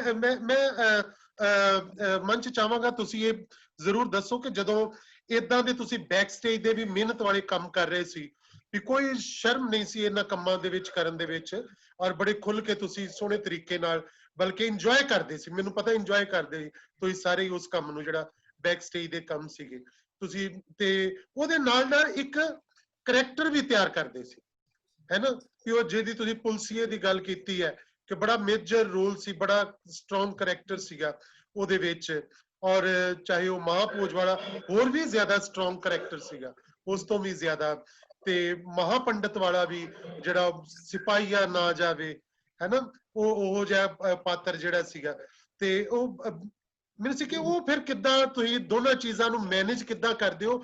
ਇਹ ਮੈਂ ਚਾਹਾਂਗਾ ਕਿ ਦੂਜੇ ਅਦਾਕਾਰਾਂ ਨਾਲ ਇਹ ਚੀਜ਼ ਸਾਂਝੀ ਕਰੋ ਤਾਂ ਕਿ ਜਿਹੜੇ ਹੋਰ ਕਲਾਕਾਰ ਨੇ ਉਹ ਇਹ ਦੋਨਾਂ ਗੁਣਾਂ ਤੋਂ ਜਾਣੂ ਹੋਣ। ਹਾਂ, ਇਹ ਬਹੁਤ ਵਧੀਆ ਗੱਲ ਕੀਤੀ ਭਾਈ ਤੁਸੀਂ। ਜਿਹੜਾ ਰੰਗ ਮੰਚ ਦੇ ਵਿੱਚ ਅੱਗੇ ਵਧਣਾ ਹੈ ਜਾਂ ਸਫ਼ਰ ਦੇ ਵਿੱਚ ਜਾਂ ਤੁਸੀਂ ਕਿਸੇ ਵੀ ਚੀਜ਼ ਨੂੰ ਨਿਖਾਰਨਾ ਹੈ, ਪਹਿਲਾਂ ਤਾਂ ਉਸ ਚੀਜ਼ ਨੂੰ ਮੈਂ ਉਹ ਚੀਜ਼ ਸਿੱਖੀ ਉੱਥੋਂ, ਮੰਚ ਰੰਗ ਮੰਚ ਤੋਂ ਉਹ ਚੀਜ਼ ਸਿੱਖੀ ਕਿ ਜਿਹੜਾ ਅਸੀਂ ਹੱਥੀਂ ਕੰਮ ਕਰਦੇ ਸੀਗੇ, ਸੈੱਟ ਬਣਾਉਂਦੇ ਸੀਗੇ। ਤੁਸੀਂ ਵਾਪਸੀ ਦੀ ਗੱਲ ਕੀਤੀ, ਵਾਪਸੀ ਦੇ ਵਿੱਚ ਮੇਰਾ ਕੋਈ ਸੀਨ ਨਹੀਂ ਸੀਗਾ, ਉਹ ਮੈਂ ਭੀੜ ਦੇ ਵਿੱਚ ਹੀ ਉਹ ਬੰਦੂਕ ਫੜ ਕੇ ਕਰਦਾ ਸੀ, ਪਰ ਉਹਦੇ ਵਿੱਚ ਕੰਮ ਅਸੀਂ ਕਾਫੀ ਕੀਤਾ। ਇਹ ਨਹੀਂ ਸੀਗਾ ਕਿ ਸਾਡਾ ਰੋਲ ਵੱਡਾ ਹੈ ਜਾਂ ਨਹੀਂ ਹੈ, ਪਰ ਬੈਕ ਸਟੇਜ ਮੈਂ ਜਿਹੜੇ ਅੱਜ ਕੱਲ ਦੇ ਸਾਰੇ ਜਿੰਨੇ ਕਲਾਕਾਰ ਹੈਗੇ ਆ ਜਾਂ ਜਿਹੜੇ ਸਾਡੇ ਕੋਈ ਜੂਨੀਅਰ ਹੈ ਦੂਜੇ, ਮੈਂ ਇੱਕੋ ਗੱਲ ਕਹਿਣੀ ਚਾਹੁੰਦਾ, ਜੇ ਤੁਸੀਂ ਇਸ ਦੇ ਵਿੱਚ ਕੁਝ ਪਾਉਣਾ, ਕਿਉਂਕਿ ਇਹਦਾ ਰੂਹ ਦਾ ਨਾਤਾ ਹੈ ਕਲਾ, ਇਹ ਕੋਈ ਡਾਇਲੌਗ ਬੋਲਣ ਤੱਕ ਸੀਮਤ ਨਹੀਂ ਹੈ, ਇਹਦਾ ਤੁਹਾਡੇ ਅੰਦਰ ਕਿਤੇ ਜਿਸਮ ਦੇ ਵਿੱਚ ਕੋਈ ਜਿਹੜੀ ਰੂਹ ਵਸਦੀ ਹੈ, ਜਿਹੜੀ ਕਿਸੇ ਦੇਖੀ ਨਹੀਂ, ਉਹਦੇ ਨਾਲ ਸੰਬੰਧ ਹੈ। ਤੇ ਜੇ ਰੂਹ ਦਾ ਨਾਤਾ, ਜੇ ਰੂਹ ਦਾ ਰਿਸ਼ਤਾ ਜੋੜਨਾ, ਤਾਂ ਬੈਕ ਸਟੇਜ ਵਰਕ ਕਰਨਾ ਬਹੁਤ ਜ਼ਰੂਰੀ। ਬੈਕ ਸਟੇਜ ਅਸੀਂ ਜਿਵੇਂ ਤੁਸੀਂ ਦੱਸਿਆ, ਅਸੀਂ ਹਫ਼ਤੇ ਬਾਅਦ ਕੱਪੜੇ ਧੋਂਦੇ ਹੁੰਦੇ ਸੀ।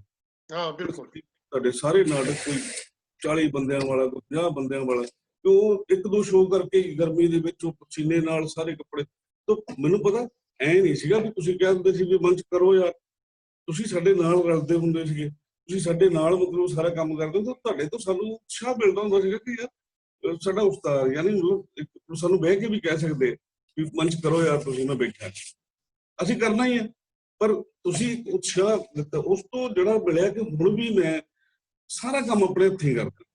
ਤੁਹਾਡੇ ਤੋਂ ਚੀਜ਼ਾਂ ਸਿੱਖੀਆਂ ਸੀਗੀਆਂ ਕਿ ਸਾਰਾ ਕੰਮ ਆਪਣੇ ਹੱਥੀਂ ਕਰ, ਹੁਣ ਵੀ ਸਾਰਾ ਸੈੱਟ ਆਪੇ ਤਿਆਰ ਕਰਵਾਉਣਾ, ਸਾਰਾ ਚੀਜ਼ਾਂ ਮੈਂ ਆਪੇ ਬੈਕ ਸਟੇਜ ਜਿਹੜਾ ਕੰਮ ਕਰਨਾ। ਤੁਸੀਂ ਕਦੇ ਵੀ ਤੁਹਾਨੂੰ ਐਕਟਿੰਗ ਦੇ ਵਿੱਚ ਜਦੋਂ ਤੁਸੀਂ ਹੁੰਦਾ ਕਿ ਹਾਂ ਜੀ ਤੁਸੀਂ ਕਰ ਰਹੇ ਹੋ, ਸ਼ੋਅ ਕਰਦੇ ਪਏ ਹੋ, ਉਹ ਸੈੱਟ ਹੈ, ਉਹ ਸੈੱਟ ਤੁਸੀਂ ਆਪ ਤਿਆਰ ਕੀਤਾ, ਤੁਹਾਨੂੰ ਉੱਪਰ ਲੱਗਦਾ ਹੀ ਨਹੀਂ ਹੈ, ਉਹ ਸੈੱਟ ਤੁਹਾਨੂੰ ਲੱਗਦਾ ਹੀ ਨਹੀਂ ਕਿ ਅਸੀਂ ਉੱਪਰੀ ਜਗ੍ਹਾ ਤੇ ਆ ਗਏ।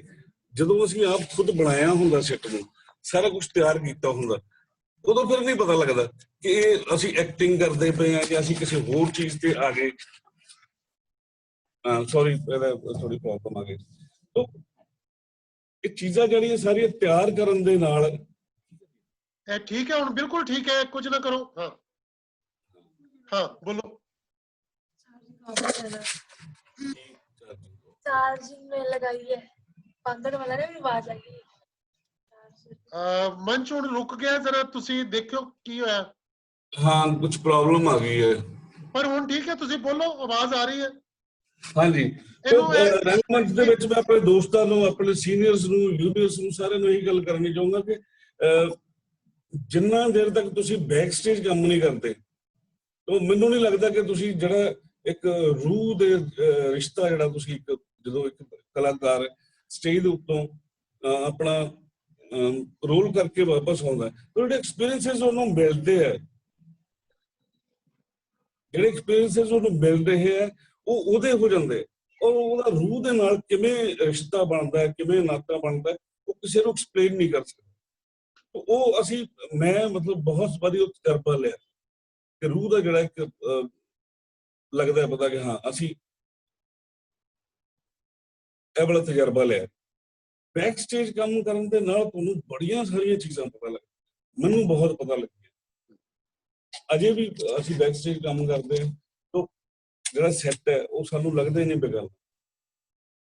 ਕਈ ਵਾਰੀ ਮੈਂ ਵੀ ਥੋੜਾ ਬਹੁਤਾ ਕੰਮ ਕੀਤਾ ਮੀਡੀਆ ਦੇ ਵਿੱਚ, ਜਦੋਂ ਅਸੀਂ ਚੱਲਦੇ ਨਾ ਸੈੱਟ ਤੇ, ਉਹ ਲੱਗਦਾ ਜਿਵੇਂ ਮਤਲਬ ਪ੍ਰੋਪਰ, ਸਾਨੂੰ ਥੋੜਾ ਜਿਹਾ ਉਹਦੇ ਵਿੱਚ ਐਡਜਸਟ ਹੋਣ ਲਈ ਥੋੜਾ ਟਾਈਮ ਲੱਗਦਾ ਹੈ।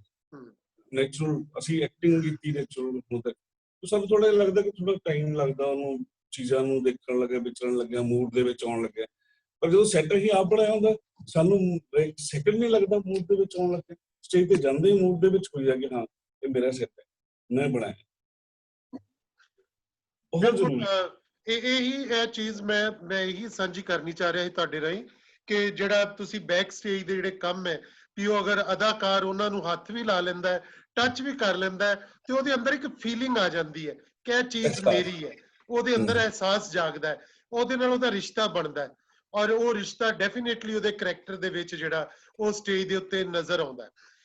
ਇਹ ਬਹੁਤ ਸਾਰੇ ਦੋਸਤ ਸਾਡੇ ਨਾਲ ਜੁੜੇ ਹੋਏ ਆ, ਸਮਰਾਲੇ ਤੋਂ ਤਰਲੋਚਨ ਹੁਰੀ ਵੀ ਬੈਠੇ ਹੋਏ ਨੇ, ਰੰਧਾਵਾ ਪਵੇਲ ਸੰਧੂ ਹੁਰੀ ਔਰ ਗੁਰਤੇਜ ਮਾਨ, ਬਹੁਤ ਸਾਰੇ ਦੋਸਤ ਨੇ, ਕਮਲ ਜਸਰੀਨ ਸਾਹਿਬ ਵੀ। ਤੁਸੀਂ ਇਹਨੂੰ ਇੱਕ ਜਗ੍ਹਾ ਮੰਚ ਟਿਕਾ ਲਓ, ਇਹਨੂੰ ਬਾਰ-ਬਾਰ ਛੇੜੋ ਨਹੀਂ, ਠੀਕ ਚੱਲ ਰਿਹਾ ਹਾਂ ਠੀਕ ਹੈ, ਹਾਂ ਠੀਕ ਚੱਲ ਰਿਹਾ ਸੀ, ਤੁਸੀਂ ਇਹਨੂੰ ਟੱਚ ਨਾ ਕਰੋ। ਹਾਂ ਬਿਲਕੁਲ ਠੀਕ ਹੈ, ਹੁਣ ਕੁਝ ਨਾ ਕਰੋ। ਓਕੇ, ਤੇ ਮੰਚ ਮੈਂ ਚਾਹਾਂਗਾ ਹੁਣ ਇਸ ਸਫ਼ਰ ਦੀ ਅਗਲੀ ਗੱਲ ਕਰੀਏ ਆਪਣੇ, ਕਿ ਇਸ ਤੋਂ ਪਹਿਲੇ ਬਾਕੀ ਦੋਸਤਾਂ ਨੇ ਕੋਈ ਸਵਾਲ ਵੀ ਪੁੱਛਣੇ ਨੇ ਤੁਹਾਡੇ ਕੋਲੋਂ, ਹੈ ਨਾ, ਉਹ ਵੀ ਕੋਈ ਗੱਲ ਕਰਨੀ ਚਾਹਣਗੇ। ਤੇ ਮੈਂ ਚਾਹਾਂਗਾ ਕਿ ਤੁਸੀਂ ਆਪਣੇ ਜਿਹੜਾ ਉਸ ਤੋਂ ਅਗਲਾ ਤੁਸੀਂ ਆਪਣਾ ਮੰਚ ਆਪਣਾ ਬਣਾਇਆ, ਰੰਗਕਰਮੀ ਮੰਚ ਆਪਣਾ ਥੀਏਟਰ ਗਰੁੱਪ ਬਣਾਇਆ, ਔਰ ਤੁਸੀਂ ਉਹਦੇ ਰਾਹੀਂ ਫਿਰ ਨਿਰਦੇਸ਼ਨਾਂ ਦਾ ਜ਼ਿੰਮਾ ਵੀ ਲਿਆ, ਯੂਥ ਫੈਸਟੀਵਲ ਦੇ ਵਿੱਚ ਵੀ ਪਾਰਟਿਸਿਪੇਟ ਕੀਤਾ, ਕੁਝ ਇੱਕ ਨਾਟਕ ਜਿਹੜੇ ਆਪ ਲਿਖੇ ਵੀ, ਬੇਸ਼ੱਕ ਯੂਥ ਫੈਸਟੀਵਲ ਲਈ ਲਿਖੇ ਜਾਂ ਆਪਣੇ ਵੱਡੇ ਨਾਟਕ ਵੀ ਜਿਹੜੇ ਕੁਝ ਕਹਾਣੀਆਂ ਨੂੰ ਅਡਾਪਟ ਕੀਤਾ ਕਿਸੇ ਨੂੰ, ਉਹ ਵੀ ਕੰਮ ਕੀਤੇ।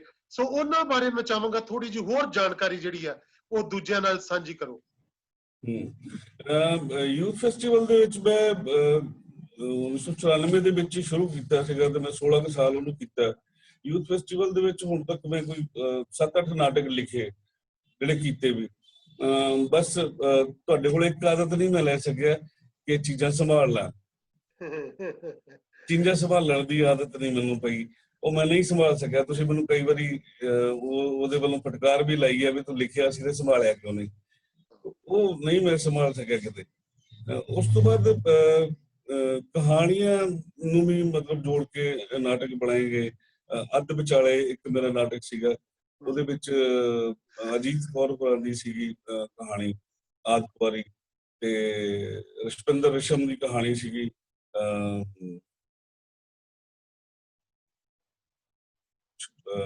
ਮੈਨੂੰ ਥੋੜਾ ਭੁੱਲ ਗਿਆ ਉਹਦਾ। ਤੋਂ ਹੁਣ ਇੱਕ ਨਾਟਕ ਮੈਂ ਲਿਖਿਆ, ਉਹਦੇ ਉੱਤੇ ਕੰਮ ਕਰ ਰਿਹਾ, ਖਾਲੀ ਕੈਨਵਸ ਜਾਂ ਜ਼ਿੰਦਗੀ। ਉਹ ਵੱਡਾ ਨਾਟਕ ਹੈ, ਔਰ ਉਹਨੂੰ ਲਿਖਣ ਦੇ ਵਿੱਚ ਵੀ ਮੈਨੂੰ 7-8 ਸਾਲ ਲੱਗ ਗਏ। ਹੁਣ ਉਹ ਕੰਪਲੀਟ ਹੈ। ਪਵੇਲ ਹੋਰਾਂ ਨਾਲ ਮੇਰੀ ਹੁਣ ਜੇ ਬੈਠੇ ਵਿੱਚ ਤਾਂ ਮੇਰੀ ਡਿਸਕਸ਼ਨ ਵੀ ਹੋਈ ਸੀ, ਉਹਨਾਂ ਨੂੰ ਸਕ੍ਰਿਪਟ ਵੀ ਪੜ੍ਹਾਈ ਸੀ। ਥੋੜੇ ਜਿਹੇ ਇਹਨਾਂ ਨੇ ਮੈਨੂੰ ਕੁਛ ਉਹਦੇ ਵਿੱਚ ਟਿਪਸ ਦਿੱਤੀਆਂ ਕਿ ਇਹਨੂੰ ਇਸ ਤਰ੍ਹਾਂ ਕਰਕੇ ਕਰ ਲਿਆ ਜਾਵੇ ਤਾਂ ਭਾਜੀ ਹੋ ਸਕਦਾ। ਉਹਨੂੰ ਉਹੀ ਕੰਮ ਮੈਂ ਕਰ ਰਿਹਾ ਸੀ ਲੋਕਡਾਊਨ ਦੇ ਦਰਮਿਆਨ। ਤੋਂ ਹੋਰ ਮੈਨੂੰ ਸਵਾਲ ਥੋੜਾ ਅਧੂਰਾ ਰਹਿ ਗਿਆ। ਹਾਂ ਬਿਲਕੁਲ ਬਿਲਕੁਲ, ਮੈਂ ਇਹ ਥੋੜਾ ਜਿਹਾ ਦੱਸੋ ਕਿ ਇਹ ਅਦਾਕਾਰੀ ਵਾਲਾ ਕੰਮ ਜ਼ਿਆਦਾ ਮਨ ਨੂੰ ਸੈਟੀਸਫਾਈ ਕਰਦਾ ਜਾਂ ਨਿਰਦੇਸ਼ਨਾ ਵਾਲਾ? ਕਿਹੜੇ ਕੰਮ ਜ਼ਿਆਦਾ ਹੈਗੇ? ਤੇ ਕਲਾ ਨੂੰ ਜੁੜੇ ਹੋਏ ਦੋਨੋਂ ਕੰਮ ਨੇ, ਪਰ ਕਿਉਂਕਿ ਅਦਾਕਾਰ ਸੀ ਮੰਚਪ੍ਰੀਤ, ਸ਼ੁਰੂ ਤੋਂ ਅਦਾਕਾਰੀ ਨਾਲ ਜੁੜਿਆ ਰਿਹਾ, ਤੇ ਉਹ ਕਿਹੜਾ ਦਿਲ ਦੇ ਨੇੜੇ ਕਿਹੜੀ ਚੀਜ਼ ਹੈ? ਦਿਲ ਦੇ ਨੇੜੇ ਅਦਾਕਾਰੀ ਹੈ। ਮੈਂ ਅਜੇ ਵੀ ਆਪਣਾ ਕੀੜਾ ਕੱਢਣ ਵਾਸਤੇ ਹੀ ਡਾਇਰੈਕਸ਼ਨ ਕਰਦਾ। ਮੈਂ ਵੜ ਜਾਣਾ ਬਾਬਾ ਬੰਤੂ ਦੇ ਵਿੱਚ ਵੀ ਵੜ ਜਾਣਾ, ਮੈਂ ਲੋਹਾ ਗੁੱਟ ਦੇ ਵਿੱਚ ਵੀ ਵੜ ਜਾਣਾ। ਮੈਂ ਅਦਾਕਾਰ ਹੀ ਹਾਂ ਬੇਸਿਕਲੀ। ਮੈਨੂੰ ਮਜ਼ਾ ਜ਼ਿਆਦਾ ਅਦਾਕਾਰੀ ਕਰਕੇ। ਮੈਨੂੰ ਜਦੋਂ ਮੈਂ ਡਾਇਰੈਕਸ਼ਨ ਕੀਤੀ ਪਹਿਲੀ ਵਾਰੀ ਤੇ ਮੈਨੂੰ ਯਾਦ ਆਈ ਗੱਲ ਕਿ ਤੁਸੀਂ ਅਕਸਰ ਕਹਿੰਦੇ ਸੀ ਜਦੋਂ ਅਸੀਂ ਕਦੇ ਗੁੱਸੇ ਨਾਰਾਜ਼ ਹੋਣਾ ਤੇ ਕਰਨਾ ਨਾ, ਤੁਸੀਂ ਕਹਿਣਾ ਪੁੱਤ ਜਦੋਂ ਡਾਇਰੈਕਟਰ ਬਣੋਗੇ ਨਾ ਉਦੋਂ ਮੇਰੇ ਨਾਲ ਗੱਲ ਕਰਿਓ। ਉਦੋਂ ਫਿਰ ਸਮਝ ਆਉਂਦੀ ਸੀ ਕਿ ਭਾਜੀ ਕਿਉਂ ਏਦਾਂ ਕਹਿੰਦੇ ਹੁੰਦੇ ਸੀ ਵੀ ਡਾਇਰੈਕਟਰ ਬਣੋਗੇ ਤਾਂ ਪਤਾ ਲੱਗੂਗਾ। ਪਰ ਮੈਂ ਬੇਸਿਕਲੀ ਅਦਾਕਾਰ ਹਾਂ, ਮੈਂ ਸਾਰੀ ਉਮਰ ਅਦਾਕਾਰ ਹੀ ਰਹਿਣਾ।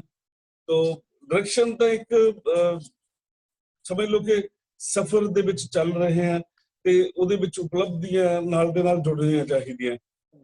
ਅਸੀਂ ਐਜ਼ ਏ ਨਿਰਦੇਸ਼ਕ ਵੀ ਮੈਂ ਨਾਲ ਸ਼ੁਰੂ ਕੀਤਾ, ਪਰ ਬੇਸਿਕਲੀ ਮੈਂ ਅਦਾਕਾਰ ਹੀ ਹਾਂ, ਅਦਾਕਾਰ ਹੀ ਰਹਿਣਾ। ਮੈਂ ਸਗੋਂ ਤੁਹਾਨੂੰ ਵੀ ਕਹਿਣਾ ਕਿ ਕੁਝ ਕਰਾਓ ਇਹੋ ਜਿਹਾ ਵੱਖਰਾ ਕਿ ਹਾਂ 28 ਸਾਲ ਦਾ ਕਿਤੇ ਸਾਹਮਣੇ ਨਜ਼ਰ ਆਵੇ ਤੇ 28 ਸਾਲ ਇਹ ਕੀ ਕੀਤਾ। ਹਾਂ ਹਾਂ, ਨਹੀਂ ਬਿਲਕੁਲ, ਜ਼ਰੂਰ ਜ਼ਰੂਰ। ਤੇ ਮੰਚ ਜਦੋਂ ਤੁਸੀਂ ਹੁਣ ਇੱਕ ਆਪਣਾ ਇੱਕ ਅਦਾਕਾਰੀ ਦੀ ਟ੍ਰੇਨਿੰਗ ਦੇਣੀ ਸ਼ੁਰੂ ਕੀਤੀ ਕਲਾਕਾਰਾਂ ਨੂੰ, ਆਪਣਾ ਇੱਕ ਸੰਸਥਾ ਜਿਹੜੀ ਟ੍ਰੇਨਿੰਗ ਸੈਂਟਰ ਬਣਾਇਆ, ਐਕਟਿੰਗ ਸਕੂਲ ਬਣਾਇਆ, ਉਹਦੇ ਬਾਰੇ ਕੁਝ ਥੋੜੀ ਜੀ ਗੱਲ ਸਾਂਝੀ ਕਰੋ। ਹਾਂ, ਟ੍ਰੇਨਿੰਗ ਸਕੂਲ ਮੈਂ ਭਾਜੀ ਕੋਈ 8 ਸਾਲ ਪਹਿਲੇ ਸ਼ੁਰੂ ਕੀਤਾ ਸੀਗਾ, ਪਰ ਮੈਂ ਦੇਖ ਰਿਹਾ ਸੀਗਾ ਟ੍ਰੇਨਿੰਗ ਸਕੂਲ ਸ਼ੁਰੂ ਕਰਨ ਦੀ ਥੋੜੀ ਵਜ੍ਹਾ ਸੀਗੀ, ਕਾਰਨ ਸੀਗਾ, ਕਿਉਂਕਿ ਅਸੀਂ ਤੁਹਾਡੇ ਕੋਲੋਂ ਹਮੇਸ਼ਾ ਖਾਲਸ ਕੰਮ ਸਿੱਖਿਆ ਸੀਗਾ ਖਾਲਸ ਕਰਨਾ, ਖਾਲਸ ਖਾਣਾ ਤੇ ਖਾਲਸ ਹੀ ਪਰੋਸਣਾ ਅੱਗੇ ਪਬਲਿਕ ਨੂੰ। ਤੋਂ ਜਦੋਂ ਮੈਂ ਦੇਖਦਾ ਹੁੰਦਾ ਸੀ ਨਾ ਵੀ ਸਾਡੇ ਮੇਰੇ ਸਿਖਾਏ ਹੋਏ ਬਹੁਤ ਸਾਰੇ, ਕਿਉਂਕਿ ਅਸੀਂ ਸਿਖਾ ਤਾਂ ਬਹੁਤ ਤੁਹਾਡੇ ਗਰੁੱਪ ਦੇ ਵਿੱਚ ਹੀ ਬਹੁਤ ਸਾਰੇ ਲੋਕਾਂ ਨੂੰ ਜਿਹੜੇ ਨਵੇਂ ਆਉਂਦੇ ਸੀ, ਤੋਂ ਸਾਡੀ ਡਿਊਟੀ ਲੱਗ ਜਾਂਦੀ ਸੀ ਮੰਚ ਪ੍ਰਿੰਸੀਪਲ ਯਾਰ ਇਹਨੂੰ ਦੱਸ ਇਹਨੂੰ ਬਸ ਸਿਖਾਉਣ ਤਾਂ ਅਸੀਂ ਉਦੋਂ ਹੀ ਲੱਗ ਗਏ ਸੀ ਜਦੋਂ ਅਸੀਂ ਸੀਨੀਅਰ ਬਣ ਗਏ। ਉਦੋਂ ਬਾਅਦ ਚ ਵੀ ਕਾਲਜਸ ਦੇ ਨਾਲ ਇੱਧਰ ਉੱਧਰ ਅਸੀਂ ਕੰਮ ਸ਼ੁਰੂ ਕੀਤਾ ਤੇ ਸਿਖਾਉਣ ਦਾ ਵੀ ਪਤਾ ਲੱਗਾ ਵੀ ਸਿਖਾਉਣਾ ਮੈਂ। ਕੁਛ ਕਲਾਕਾਰ ਸੀਗੇ ਸਾਡੇ ਜਿਹੜੇ ਕਾਲਜ ਟਾਈਮ ਤੋਂ ਸਿੱਖੇ ਸਾਡੇ ਕੋਲੋਂ ਜਾਂ ਕਿਸ ਤਰ੍ਹਾਂ, ਤਾਂ ਉਹ ਅਕੈਡਮੀਆਂ ਖੋਲ ਲਈਆਂ ਉਹਨਾਂ ਨੇ, ਟ੍ਰੇਨਿੰਗ ਸੈਂਟਰ ਖੋਲ ਲਏ। ਤੋਂ ਅਜੀਬ ਲੱਗਦਾ ਸੀਗਾ ਕਿ ਮਤਲਬ ਕੀ ਸਿਖਾਉਂਦੇ ਹੋਣਗੇ, ਮੈਂ ਸੋਚਣਾ ਕੀ ਸਿਖਾਉਂਦੇ ਹੋਣਗੇ। ਬਾਅਦ ਵਿੱਚ ਜਿਹੜਾ ਹੋਇਆ ਕਿ 2-3 ਸਾਲ ਬਾਅਦ ਜਦੋਂ ਉਹਨੂੰ ਸਟੂਡੈਂਟਸ ਨੂੰ ਮਿਲਣਾ, ਉਹਨਾਂ ਨੇ ਕਹਿਣਾ ਕਿ ਹਾਂ ਬਈ, ਅਸੀਂ ਕਹਿਣਾ ਕੀ ਬਈ ਆ ਦੱਸ ਕੀ, ਉਹਨਾਂ ਨੂੰ ਕੁਛ ਵੀ ਨਹੀਂ ਪਤਾ ਹੁੰਦਾ। ਤੇ ਮੈਨੂੰ ਲੱਗਿਆ ਕਿ ਨਹੀਂ ਮਤਲਬ ਏਦਾਂ ਨਹੀਂ, ਇਹ ਸਾਡੇ ਪ੍ਰੋਫੈਸ਼ਨ ਦੀ ਜਿਹੜੀ ਹੈਗੀ ਹੈ ਕਿ ਬਹੁਤ ਵੱਡੀ ਇਨਸਲਟ ਹੋ ਰਹੀ ਹੈ। ਅਸੀਂ ਠੱਗ ਨਹੀਂ ਹੈਗੇ, ਅਸੀਂ ਠੱਗ ਕਦੀ ਹੋ ਹੀ ਨਹੀਂ ਸਕਦੇ, ਕਲਾਕਾਰ ਕਦੇ ਵੀ ਠੱਗ ਨਹੀਂ ਹੋ ਸਕਦੇ। ਠੀਕ ਹੈ, ਕੋਈ ਘੱਟ ਜਾਣਦਾ ਕੋਈ ਵੱਧ ਜਾਣਦਾ ਉਹ ਗੱਲ ਅਲੱਗ ਗੱਲ ਹੋ ਸਕਦੀ, ਪਰ ਅਸੀਂ ਠੱਗ ਨਹੀਂ ਹੈਗੇ। ਅਸੀਂ ਪੈਸੇ ਲੈ ਕੇ ਤੇ ਕਿਸੇ ਨੂੰ ਮਤਲਬ ਐਂ ਤੋਂ ਉੱਥੇ ਫਿਰ ਮੈਨੂੰ ਲੱਗਿਆ ਕਿ ਨਹੀਂ, ਇੱਕ ਨਾ ਐਂ ਚੱਲੀ ਜਾ ਰਿਹਾ ਸਾਰਾ ਕੁਝ, ਐਂ ਨਹੀਂ ਹੋਣਾ ਚਾਹੀਦਾ, ਅਸੀਂ ਇਹਨੂੰ ਚਲਾਉਣਾ। ਹੁਣ 8 ਸਾਲ ਪਹਿਲੇ ਮੈਂ ਉਹ ਸ਼ੁਰੂ ਕੀਤਾ ਤੇ ਨਾਲ ਹੀ ਭਾਜੀ ਮੈਂ ਉਹਦੇ ਵਿੱਚ ਇੱਕ ਚੀਜ਼ ਪਾਈ ਸੀਗੀ ਕਿ ਜਿਹੜੀ ਕੋਈ ਵੀ ਅਕੈਡਮੀ ਨਹੀਂ ਪਾਉਂਦੀ, ਕੋਈ ਵੀ ਟ੍ਰੇਨਿੰਗ ਸਕੂਲ ਨਹੀਂ ਪਾਉਂਦਾ, ਕਿ ਮੈਂ ਕਿਹਾ ਸੀਗਾ ਕਿ ਮੈਂ ਹਰ 4 ਮਹੀਨੇ ਬਾਅਦ ਇੱਕ ਪ੍ਰੋਡਕਸ਼ਨ ਦੇਣੀ, ਚਾਹੇ ਮੇਰੇ ਕੋਲ 2 ਸਟੂਡੈਂਟ ਹੈ, ਚਾਹੇ ਮੇਰੇ ਕੋਲ 4 ਹੈ, ਚਾਹੇ ਕੋਈ ਵੀ ਨਹੀਂ, ਚਾਹੇ ਮੈਨੂੰ ਬਾਹਰੋਂ ਲੈਣੇ ਪੈਣ, ਤਾਂ ਮੈਂ ਹਰ 4 ਮਹੀਨੇ ਬਾਅਦ ਪ੍ਰੋਡਕਸ਼ਨ ਦਿੱਤੀ। ਉਹਦੇ ਨਾਲ ਸੀਗਾ ਕਿ ਬੱਚਿਆਂ ਨੂੰ ਜਿਹੜਾ ਪਤਾ ਲੱਗਦਾ ਹੈ, ਜਿੰਨਾ ਜ਼ਿਆਦਾ ਤੁਸੀਂ ਸਾਡੇ ਤੋਂ ਜ਼ਿਆਦਾ ਜਾਣਦੇ ਹੋ, ਜਿੰਨਾ ਜ਼ਿਆਦਾ ਪ੍ਰੈਕਟੀਕਲ ਕੰਮ ਕਰਦਾ ਬੰਦਾ ਉਹਨਾਂ ਜ਼ਿਆਦਾ ਸਿੱਖਦਾ। ਮੂਡਸ ਦੇ ਉੱਪਰ, ਆਪਣੀ ਬਾਡੀ ਲੈਂਗੁਏਜ ਨੂੰ, ਆਪਣੇ ਫੇਸ ਐਕਸਪ੍ਰੈਸ਼ਨਸ ਨੂੰ, ਆਪਣੀ ਸਾਊਂਡ ਨੂੰ, ਜਿੰਨਾ ਪ੍ਰੈਕਟੀਕਲੀ ਕੰਮ ਕਰਦਾ ਉਹਨਾਂ ਜ਼ਿਆਦਾ ਨਿਖਰਦੀ ਅੱਗੇ ਵੱਧਦੀ ਹੈ। ਉਹ ਬੱਚੇ ਨੂੰ ਸਮਝ ਰੱਖ ਕੇ ਮੈਂ ਟ੍ਰੇਨਿੰਗ ਸੈਂਟਰ ਸਕੂਲ ਸ਼ੁਰੂ ਕੀਤਾ।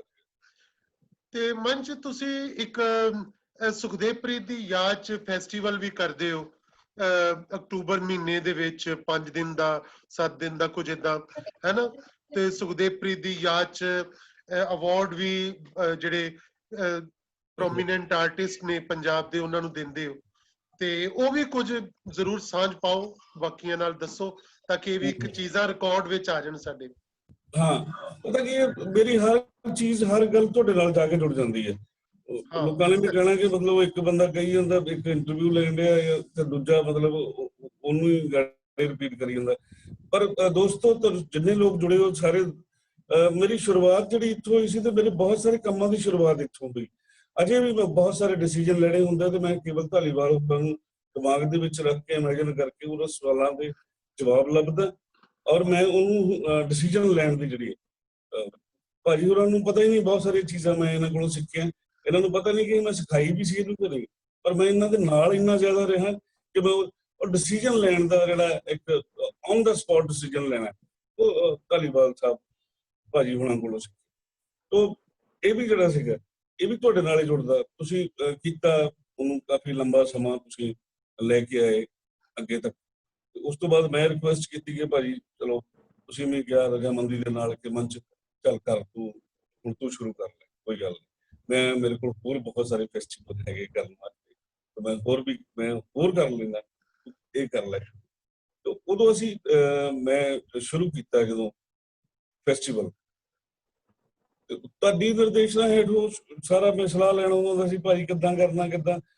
3-4 ਦੇ ਵਿੱਚ ਨਹੀਂ, ਮੈਨੂੰ ਹਰ ਫੈਸਟੀਵਲ ਦੇ ਵਿੱਚ ਹੀ ਆ ਕੇ ਸਲਾਹ ਲੈਣੀ ਪੈਂਦੀ ਸੀ, ਕਿਹਨੂੰ ਅਵਾਰਡ ਦੇਈਏ ਕਿਹਨੂੰ ਨਾ ਦੇਈਏ, ਕਿਉਂਕਿ ਇਹ ਹਰ ਇੱਕ ਦੇ ਵੱਸ ਦਾ ਕੰਮ ਨਹੀਂ ਹੈ। ਫੈਸਟੀਵਲ ਕਰ ਲੈਣਾ, ਮੇਲੇ ਮਨਾ ਲੈਣਾ, ਇਹ ਬਹੁਤ ਔਖਾ ਕੰਮ ਹੈ, ਮੈਨੂੰ ਪਤਾ ਬਹੁਤ ਔਖਾ ਕੰਮ ਹੈ।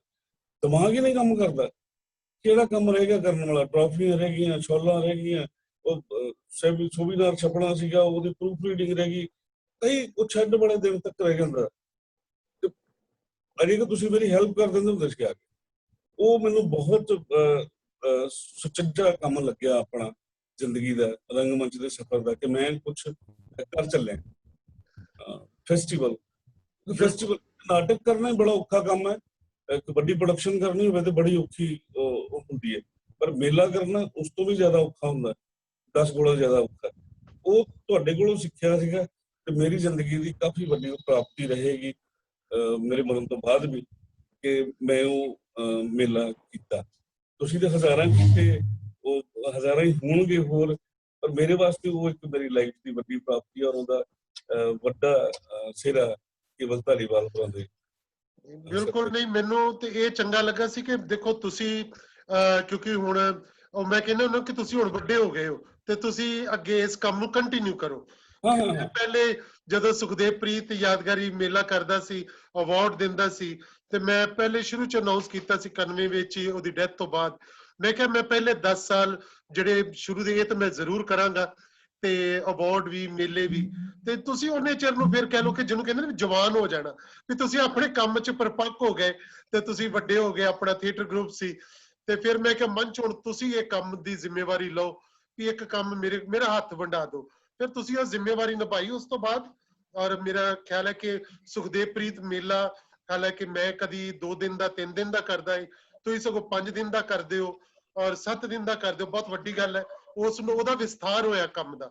ਸੋ ਇਹ ਇੱਕ ਜਿਹੜਾ ਕਿ ਹਿਸਟਰੀ ਦੇ ਵਿੱਚ ਕਿਵੇਂ ਇੱਕ ਚੰਗੇ ਕੰਮ ਦੀ ਕੰਟੀਨਿਊਟੀ ਕਿੱਦਾਂ ਬਣਦੀ ਹੈ, ਮੇਰੇ ਖਿਆਲ ਇਹ ਇੱਕ ਰਿਕਾਰਡ ਜਿਹੜਾ ਇਹ ਜ਼ਰੂਰ ਏਦਾਂ ਰਹਿਣਾ ਚਾਹੀਦਾ। ਤੇ ਹੁਣ ਮੈਂ ਚਾਹਾਂਗਾ ਕਿ ਬਾਕੀ ਦੋਸਤ ਸਾਡੇ ਕੋਲ ਜੁੜੇ ਹੋਏ ਨੇ, ਹੀਰਾ ਰੰਧਾਵਾ ਵੀ, ਸਰੀਨ ਸਾਹਿਬ, ਪਵੇਲ, ਰੁਪਾਲ ਜੀ, ਦਵੇਸਰ ਸਾਹਿਬ ਵੀ, ਇਧਰੋਂ ਕੁਮਾਰ ਪਵਨਦੀਪ ਵੀ ਅਮਰੀਕਾ ਤੋਂ ਹੈ, ਤੇ ਤਰਲੋਚਨ ਹੁਰੀ ਨੇ, ਅਨੀਤਾ ਸ਼ਬਦੀਸ਼ ਹੁਰੀ ਵੀ, ਸਾਰੇ ਹੋਰ ਬਹੁਤ ਸਾਰੇ ਦੋਸਤ ਹੈ। ਤੇ ਕੋਈ ਕੁਝ ਪੁੱਛਣਾ ਚਾਹਵੇ, ਕੋਈ ਗੱਲ ਕਰਨੀ ਚਾਹਵੇ, ਆਪ ਕੋਈ ਕਮੈਂਟ ਕਰਨਾ ਚਾਹੁੰਦਾ ਹੈ ਤਾਂ ਜ਼ਰੂਰ ਕਰੋ। ਹੀਰਾ ਹੁਰੀ ਕੁਝ ਗੱਲ ਕਰਨੀ ਚਾਹੁੰਦੇ? ਜੀ ਕੇਵਲ ਜੀ, ਸਾਰੇ ਦੋਸਤਾਂ ਦਾ ਬਹੁਤ ਬਹੁਤ ਧੰਨਵਾਦ। ਆਪਾਂ ਰੋਜ਼ ਜੁੜਦੇ ਹਾਂ, ਬਹੁਤ ਖੂਬਸੂਰਤ ਗੱਲ ਹੈ। ਔਰ ਭਾਵੇਂ ਸਾਨੂੰ ਘਰਾਂ ਦੇ ਵਿੱਚ ਡੱਕ ਦਿੱਤਾ ਹੈ ਕਰੋਨਾ ਨੇ, ਪਰ ਪੰਜਾਬ ਸੰਗੀਤ ਨਾਟਕ ਅਕੈਡਮੀ ਤੇ ਕੇਵਲ ਧਾਲੀਵਾਲ ਉਹਨਾਂ ਨੇ ਸਾਰਿਆਂ ਨੂੰ ਫਿਰ ਇਕੱਠੇ ਕਰ ਦਿੱਤਾ। ਇੱਕ ਮੰਚ ਤੇ ਆਪਾਂ ਬੈਠੇ ਇੱਕ ਦੂਸਰੇ ਦੇ ਰੂਬਰੂ ਗੱਲਬਾਤ ਕਰ ਸਕਦੇ ਹਾਂ। ਔਰ ਕਈ ਐਸੇ ਸਾਡੇ ਦੋਸਤ ਰੰਗਕਰਮੀ, ਉਹਨਾਂ ਨੂੰ ਮੈਂ ਵੇਖ ਰਿਹਾ ਕਿ ਸਾਰੀ ਜ਼ਿੰਦਗੀ ਉਹਨਾਂ ਨੂੰ ਨਾ ਤੇ ਮਿਲਣਾ ਸੀ ਨਾ ਕਦੀ ਸੁਣਨਾ ਸੀ। ਬਹੁਤ ਖੂਬਸੂਰਤ ਗੱਲ ਹੈ। ਜਿੱਥੋਂ ਤੱਕ ਮਨਚਪ੍ਰੀਤ ਦੀ ਗੱਲ ਹੈ, ਬਹੁਤ ਮਿਹਨਤੀ ਮੁੰਡਾ ਹੈ। ਔਰ ਸੁਖਦੇਵ ਪ੍ਰੀਤ ਨਾਲ ਤੁਹਾਨੂੰ ਪਤਾ ਕਿ ਬਹੁਤ ਨੇੜੇ ਦਾ ਸੰਬੰਧ ਰਿਹਾ ਸਾਡਾ ਸਾਰਿਆਂ ਦਾ। ਔਰ ਬਹੁਤਾ ਸਮਾਂ ਉਹ ਮੇਰੇ ਕੋਲ ਲੁਧਿਆਣੇ ਰਹਿੰਦਾ ਹੁੰਦਾ ਸੀਗਾ। ਉਹ ਹਰਦੀਪ ਤੇ ਸਾਂਗੀ ਸਾਰੇ ਜਾਣੇ ਅਸੀਂ ਇਕੱਠਿਆਂ ਹੀ ਸਹਿਤ ਸਭਾਵਾਂ ਦੇ ਮੀਟਿੰਗਾਂ ਤੇ ਜਾਣਾ, ਉੱਥੇ ਉਹਨੇ ਕਵਿਤਾ ਪੜ੍ਹਨੀ। ਔਰ ਬੜਾ ਉਹ ਤਾਂ ਕਮਾਲ ਸੀ ਉਹਦੇ ਗੁਣ ਤਾਂ, ਜਾਂ ਸਾਰੀਆਂ ਗੱਲਾਂ ਫਿਰ ਕਿਤੇ ਕਰਾਂਗੇ ਉਹਦੇ ਉੱਤੇ, ਸਪੈਸ਼ਲ ਇੱਕ ਦਿਨ ਰੱਖਿਓ, ਗੱਲਾਂ ਕਰਾਂਗੇ ਆਪਾਂ ਸਾਰੇ ਦੋਸਤ ਉਹਦੇ ਬਾਰੇ। ਔਰ ਇਹਨਾਂ ਦੇ ਪਰਿਵਾਰ ਦੇ ਵਿੱਚ ਹੀ ਇੱਕ ਕਲਾ ਦੀ ਇੱਕ ਚਿੰਨ੍ਹ ਲੱਗੀ ਹੋਈ, ਸ਼ਾਇਦ ਸੁਖਦੇਵ ਤੋਂ ਬਾਅਦ ਲੱਗੀ ਹੋਈ ਹੈ। ਤੇ ਨੰਬਰ 2 ਤੇ ਬੜੀ ਹਲੀਮਗੀ ਬਹੁਤ ਹੈ ਇਸ ਪਰਿਵਾਰ ਦੇ ਵਿੱਚ, ਖਾਸ ਕਰਕੇ ਇਹਨਾਂ ਦੇ ਵੱਡੇ ਭਾਈ ਬੂਆ ਸਿੰਘ ਜੀ ਔਰ ਮਨਚਪ੍ਰੀਤ, ਦੂਜਾ ਪਿੰਕਾ ਹੈ, ਸਾਰੇ ਬਹੁਤ ਵਧੀਆ ਮਨੁੱਖ ਨੇ।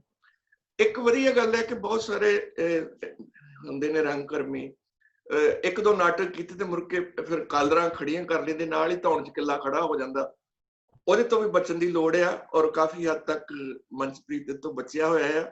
ਔਰ ਪਲੱਸ ਜਿਹੜਾ ਤੁਸੀਂ ਯਾਦਗਾਰੀ ਅਵਾਰਡ ਸ਼ੁਰੂ ਕੀਤਾ ਸੀ, ਉਹ ਬੜੀ ਖੂਬਸੂਰਤ ਗੱਲ ਸੀ। ਔਰ ਇਹਨਾਂ ਨੇ ਜਦੋਂ ਅਡੈਪਟ ਕੀਤਾ, ਉਹ ਲੋੜ ਕਾਢ ਦੀ ਮਾਂ ਵਰਗੀ ਗੱਲ ਉਹ ਹੋ ਗਈ। ਇਹਨਾਂ ਨੇ ਜਿਹੜਾ ਇਹ ਫੈਸਟੀਵਲ ਸ਼ੁਰੂ ਕੀਤਾ। ਬਾਕੀ ਇਹਨਾਂ ਦੇ ਮੈਂ 2-3 ਨਾਟਕ ਦੇਖੇ ਨੇ, ਜ਼ਿਆਦਾ ਤਾਂ ਨਹੀਂ ਵੇਖ ਸਕਿਆ ਕਿਉਂਕਿ ਮੈਂ ਕੈਨੇਡਾ ਨੂੰ ਆ ਗਿਆ ਸੀਗਾ। ਇੱਕ ਕੁਦੇਸਨ, ਫਾਸਲੇ, ਇਸ ਤਰ੍ਹਾਂ ਦੇ 3-4 ਨਾਟਕ ਮੈਨੂੰ ਯਾਦ ਨੇ, ਜ਼ਿਆਦਾ ਨਹੀਂ। ਬਹੁਤ ਖੂਬਸੂਰਤ ਗੱਲ ਹੈ, ਲੱਗੇ ਰਹੋ।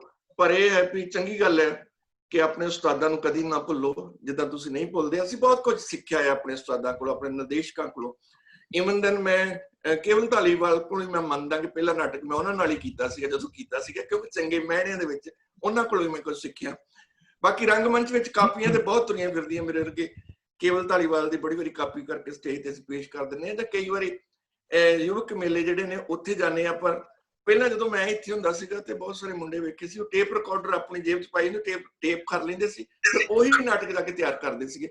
ਔਰ ਜਿਉਂਦੇ ਵਾਸਤੇ ਰਹੋ ਮਨਚਪ੍ਰੀਤ, ਬਹੁਤ ਖੂਬਸੂਰਤ ਕੰਮ ਕਰ ਰਹੇ ਹੋ। ਧੰਨਵਾਦ ਕੇਵਲ ਜੀ। ਥੈਂਕ ਯੂ ਰੰਧਾਵਾ ਜੀ, ਤੁਸੀਂ ਬਹੁਤ ਸੋਹਣੀਆਂ ਗੱਲਾਂ, ਯਾਦਾਂ ਸਾਂਝੀਆਂ ਕੀਤੀਆਂ। ਕੋਈ ਹੋਰ? ਕੋਈ ਪਵੇਲ, ਤੁਸੀਂ ਕੁਝ ਕਹਿਣਾ ਚਾਹੁੰਦੇ ਹੋ?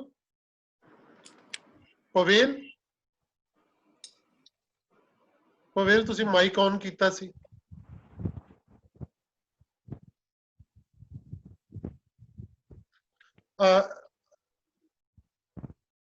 हाँ पवेल, हाँ इस तरलोचन होरी भी कोई गल करनी चाह रहे। पवेल तू कुछ बोल रहे हैं? तेरी आवाज नहीं आ रही। उन्नी देर आप तरलोचन होरा नु सुनते हैं। मास्टर जी शाहिद जी सहमत है, ये बड़ी बड़ी प्राप्ति है बलवंत ठाकुर एंड शाहिद। अनीता थोड़ी आवाज आ रही है, ਤੁਹਾਡਾ माइक ऑन है। बलवंत ठाकुर जी अनीता शब्दीश, हाँ तरलोचन जी ਤੁਸੀਂ ਗੱਲ ਕਰੋ ਜੀ। ਕੇਵਲ ਜੀ ਮੈਂ ਇਹ ਗੱਲ ਕਰਨੀ ਚਾਹੁੰਦਾ ਸੀਗਾ ਕਿ ਆਪਣੇ ਕੋਲ ਸੁਖਦੇਵ ਪ੍ਰੀਤ ਬਹੁਤ ਵੱਡਾ ਸੀਗਾ, ਤੁਹਾਡੇ ਸਾਡੇ ਸਮਿਆਂ ਦਾ ਵੱਡਾ ਐਕਟਰ ਸੀ, ਤੁਹਾਡੀ ਟੀਮ ਦਾ ਪਾਰਟ ਸੀ। ਇਹ ਦੁਖਦਾਈ ਗੱਲ ਦਾ ਪਰ ਚਾਂਸ ਆਪਾਂ ਇਹਨੂੰ ਗੱਲ ਕਰ ਸਕਦੇ ਕਿ ਜਿਸ ਦਿਨ ਉਹ ਜਾਂਦਾ ਆਪਾਂ ਸਾਰੇ ਇਕੱਠੇ ਸੀ। ਬਿਲਕੁਲ ਜਦੋਂ ਉਹਦੀ ਹੁੰਦੀ ਹੈ, ਸ਼ਾਇਦ ਹੀਰਾ, ਹਰਦੀਪ, ਤੁਸੀਂ, ਮੈਂ, ਆਪਾਂ ਸਮਰਾਲੇ ਸੀਗੇ। ਮੈਨੂੰ ਲੱਗਦਾ ਕਿ ਇੱਕ ਤਾਂ ਉਹਨੂੰ ਸੈਲੀਬ੍ਰੇਟ ਕਰਨਾ, ਉਹਦੀ ਯਾਦ ਨੂੰ ਅੱਗੇ ਤੋਰੀ ਰੱਖਣਾ, ਇਹ ਵਧੀਆ ਕੰਮ ਹੈ ਇਹਨਾਂ ਦਾ। ਮੇਰਾ ਮਨ 'ਚ ਇਹ ਆ ਰਿਹਾ ਸੀਗਾ ਕਿ ਆਪਾਂ ਸਾਰੇ ਅਪਸੈਟ ਹੋਏ ਸੀ, ਇਹ ਵੀ ਅਪਸੈਟ ਹੋਏ ਹੋਣਗੇ। ਇਹਨਾਂ ਨੇ ਉਸ ਸਮੇਂ ਦੇ ਦੌਰਾਨ ਕੀ ਮਹਿਸੂਸ ਕੀਤਾ, ਮਨਪ੍ਰੀਤ ਪਰਿਵਾਰ ਜਾਂ ਉਹਨਾਂ ਨੇ, ਜਾਂ ਉਹਦੀ ਹੈਰੀਟੇਜ ਨੂੰ ਕਿਵੇਂ ਅੱਗੇ ਵਧਾਉਣ ਦਾ ਯਤਨ ਕੀਤਾ। ਮੇਰੇ ਮਨ 'ਚ ਸਵਾਲ ਆ ਰਿਹਾ ਸੀਗਾ ਕਿ ਉਹਨਾਂ ਦਿਨਾਂ 'ਚ ਇਹਨਾਂ ਦੀ ਕੀ ਸੀ ਉਦੋਂ, ਕਿਉਂਕਿ ਮਨਪ੍ਰੀਤ ਦਾ ਨਾਮ ਆਪਾਂ ਨਹੀਂ ਸੀ ਸੁਣਿਆ, ਕੋਈ ਮਨਪ੍ਰੀਤ ਨਹੀਂ ਸੀਗਾ, ਸਿਰਫ ਸੁਖਦੇਵ ਪ੍ਰੀਤ ਸੀ। ਇਹ ਮਨਪ੍ਰੀਤ ਕਿੱਥੋਂ ਆਉਂਦਾ ਹੈ ਤੇ ਇਹ ਹੈਰੀਟੇਜ ਨੂੰ ਅੱਗੇ ਲੈ ਜਾਂਦਾ ਸਗੋਂ। ਮੈਨੂੰ ਬੜੀ ਦਿਲਚਸਪੀ ਹੈ ਜਾਣਨ ਦੇ ਵਿੱਚ, ਕਿਉਂਕਿ ਆਪਾਂ ਉਸ ਸਦਮੇ ਨੂੰ ਚਾਰਾਂ ਪੰਜਾਂ ਨੇ ਕੀ ਆਪਾਂ ਕਾਫੀ ਜਣੇ ਸੀਗੇ ਇਕੱਠਿਆਂ ਨੇ। ਹਾਂ ਇਹ ਵੈਸੇ ਮਾਸਟਰ ਜੀ ਇਹਦੇ ਬਾਰੇ ਮਨਪ੍ਰੀਤ ਨੇ ਸ਼ੁਰੂ ਚ ਗੱਲ ਕੀਤੀ, ਪਰ ਮੰਚ ਮੈਂ ਚਾਹਾਂਗਾ ਤੁਸੀਂ ਹੀ ਜਵਾਬ ਦਿਓ। ਮਰ ਜੀ ਉਹ ਸਦਮੇ ਚੋਂ ਤੇ ਅੱਜ ਤੱਕ ਨਹੀਂ ਨਿਕਲ ਸਕੇ। ਉਹਦੀ ਫੋਟੋ ਆ ਦੇਖੋ ਲੱਗੀ ਹੋਈ ਹੈ, ਮੈਂ ਦੇਖ ਰਿਹਾ ਦੇ ਵਿੱਚ ਸਾਹਮਣੇ, ਔਰ ਮੈਂ ਰੋਜ਼ ਆ ਕੇ ਉਹਨੂੰ ਮਿਲਦਾ, ਗੱਲ ਕਰਦਾ ਉਹਦੇ ਨਾਲ। ਸਦਮੇ ਚੋਂ ਨਹੀਂ ਨਿਕਲ ਸਕੇ। ਬਸ ਉਸ ਟਾਈਮ ਇੱਕ ਦੇਖੋ ਜਨੂਨ ਜਿਹੜਾ ਸੀਗਾ, ਹਰ ਜ਼ਬਾਨ ਜਿਹੜਾ ਸੀਗਾ ਉਹ ਕਿਸੇ ਨਾ ਕਿਸੇ ਗਾਏ ਬਗਾਏ ਅੱਤਵਾਦ ਨਾਲ ਜੁੜਿਆ ਹੋਇਆ ਸੀਗਾ। ਉਹ ਜਿਵੇਂ ਮੁੰਡਿਆਂ ਖੁੰਡਿਆਂ ਦੀ ਹੁੰਦੀ ਹੈ, ਬਦਲਾ ਲੈਣਾ, ਆਪਾਂ ਬਦਲਾ ਲੈਣਾ ਕਮਾਲ ਦਾ ਨਾ। ਤੋ ਉਹ ਜਿਹੜਾ ਇੱਕ ਜਨੂਨ ਸੀਗਾ, ਉਦੋਂ ਤਾਂ ਹੀ 7-8 ਮਹੀਨੇ ਸਾਲ ਲੱਗ ਗਿਆ ਰੰਗਮੰਚ ਦੇ ਦਰਵਾਜ਼ੇ ਨੂੰ ਖੜਕਾਉਣ ਦੇ ਵਿੱਚ, ਉਹਨੂੰ ਖੁੱਲਣ ਦੀ ਇੰਤਜ਼ਾਰ ਕਰਨ ਦੇ ਵਿੱਚ। ਤੋ ਉਦੋਂ ਬੜਾ ਆਵਾਜ਼ਾਰ ਸੀ ਸਾਰਾ ਕੁਛ। ਉਦੋਂ ਅਸੀਂ 1 ਸਾਲ ਤਾਂ ਬਿਲਕੁਲ ਪੂਰੇ ਪਰਿਵਾਰ ਨੇ ਕੋਈ ਕੰਮ ਹੀ ਨਹੀਂ ਕੀਤਾ। ਮਤਲਬ ਸੋਚੋ, ਇਮੈਜਿਨ ਕਰੋ, ਆਹ ਤਾਂ ਲੋਕਡਾਊਨ ਹੈ ਨਾ, ਲੋਕਡਾਊਨ ਦੇ ਵਿੱਚ ਸਾਰਿਆਂ ਨੂੰ ਮਜਬੂਰੀ ਹੈ, ਅਸੀਂ ਘਰਾਂ ਦੇ ਵਿੱਚ ਬੈਠੇ। ਉਦੋਂ ਸਾਡੇ ਕੋਲ ਘਰ ਦੇ ਵਿੱਚ 1 ਸਾਲ ਹੀ ਸਮਝ ਲਓ ਲੋਕਡਾਊਨ ਲੱਗ ਗਿਆ ਸੀਗਾ। ਕੋਈ ਬੰਦਾ ਵੀ ਘਰ ਤੋਂ ਬਾਹਰ ਨਹੀਂ ਗਿਆ, ਕੋਈ ਕੰਮ ਨਹੀਂ ਕੀਤਾ, ਘਰ ਦੇ ਵਿੱਚ ਰਹੇ ਸਾਰੇ। ਕੋਈ ਵੀ ਸੋਸ਼ਲ ਨਹੀਂ ਹੋਇਆ ਕਿਸੇ ਜਗ੍ਹਾ ਤੇ। ਤੋ ਉਸ ਸਦਮੇ ਵਿੱਚੋਂ ਨਿਕਲਣ ਲਈ ਜਿਵੇਂ ਧਾਲੀਵਾਲ ਹੋਰੀ ਆਉਂਦੇ ਸੀਗੇ, ਹਰਦੀਪ ਗਿੱਲ ਹੋਰੀ, ਹੀਰਾ ਸਿੰਘ ਰੰਧਾਵਾ ਹੋਰੀ, ਬੜਾ ਕੰਟੀਨਿਊਟੀ ਦੇ ਵਿੱਚ ਸਾਡੇ ਕੋਲ ਸੁਖਦੇਵ ਤੋਂ ਬਾਅਦ 'ਚ ਇਹਨਾਂ ਲੋਕਾਂ ਨੇ ਸੰਭਾਲਿਆ ਸਾਨੂੰ। ਬਹੁਤ ਵੱਡਾ ਹੱਥ ਹੈ ਕੇਵਲ ਧਾਲੀਵਾਲ ਹੋਰਾਂ ਦਾ, ਹਰਦੀਪ ਗਿੱਲ ਹੋਰਾਂ ਦਾ, ਸਰਬਮੀਤ ਦਾ, ਹੀਰਾ ਸਿੰਘ ਰੰਧਾਵਾ ਹੋਰਾਂ ਦਾ, ਸ਼ਬੀਲ ਜਿਹੜੇ ਪੋਇਟ ਹੈ ਉਹਨਾਂ ਦਾ। ਇਹ ਲਗਾਤਾਰ ਸਾਡੇ ਘਰ ਆਉਂਦੇ ਜਾਂਦੇ ਰਹੇ। ਉਹਨਾਂ 'ਚ ਸੁਖਦੇਵ ਤੇ ਹੁੰਦਾ ਉਹਨਾਂ ਨਹੀਂ ਸੀ ਆਉਂਦੇ, ਜਿੰਨਾ ਉਹਦੇ ਮਰਨ ਤੋਂ ਬਾਅਦ ਆਏ ਇਹ। ਇਹਨਾਂ ਨੇ ਸਾਨੂੰ ਸੰਭਾਲਿਆ, ਉਹ ਸਾਨੂੰ ਰਸਤਾ ਦਿਖਾਇਆ ਕਿ ਗੁੱਸੇ ਗੱਸੇ ਵਾਲਾ ਜਿਹੜਾ ਹੈਗਾ ਜਾਂ ਬਦਲਾ ਲੈਣ ਵਾਲਾ, ਇਹ ਮਤਲਬ ਛੋਟੀਆਂ ਗੱਲਾਂ। ਬਦਲਾ ਲੈਣਾ ਤਾਂ ਇਸ ਤਰ੍ਹਾਂ ਲਓ, ਰੰਗਮੰਚ ਦੇ ਵਿੱਚ ਆ ਕੇ ਕੁਛ ਨਵਾਂ ਕਰ ਲਓ। ਉਸ ਤੋਂ ਵੀ ਜ਼ਿਆਦਾ ਜਿਹੜੇ ਉਹਦੇ ਸੁਪਨੇ ਦੇਖੇ ਸੀ, ਉਹਨਾਂ ਸੁਪਨਿਆਂ ਨੂੰ ਪੂਰੇ ਕਰੋ, ਫਿਰ ਤੁਸੀਂ ਬਦਲਾ ਲੈ। ਸਮਝ ਲਓ ਕਿ ਜਿੱਦਣ ਤੁਸੀਂ ਉਹਦੇ ਸੁਪਨੇ ਪੂਰੇ ਕਰਦੇ ਉਦੋਂ ਤੁਸੀਂ ਬਦਲਾ ਲੈ ਲਿਆ ਉਹਨਾਂ ਤੋਂ। ਉਦੋਂ ਜਿਹੜਾ ਹੈਗਾ ਰੰਗਮੰਚ ਵਾਲੇ ਪਾਸੇ ਇਹਨਾਂ ਲੋਕਾਂ ਨੇ ਮੋੜਿਆ।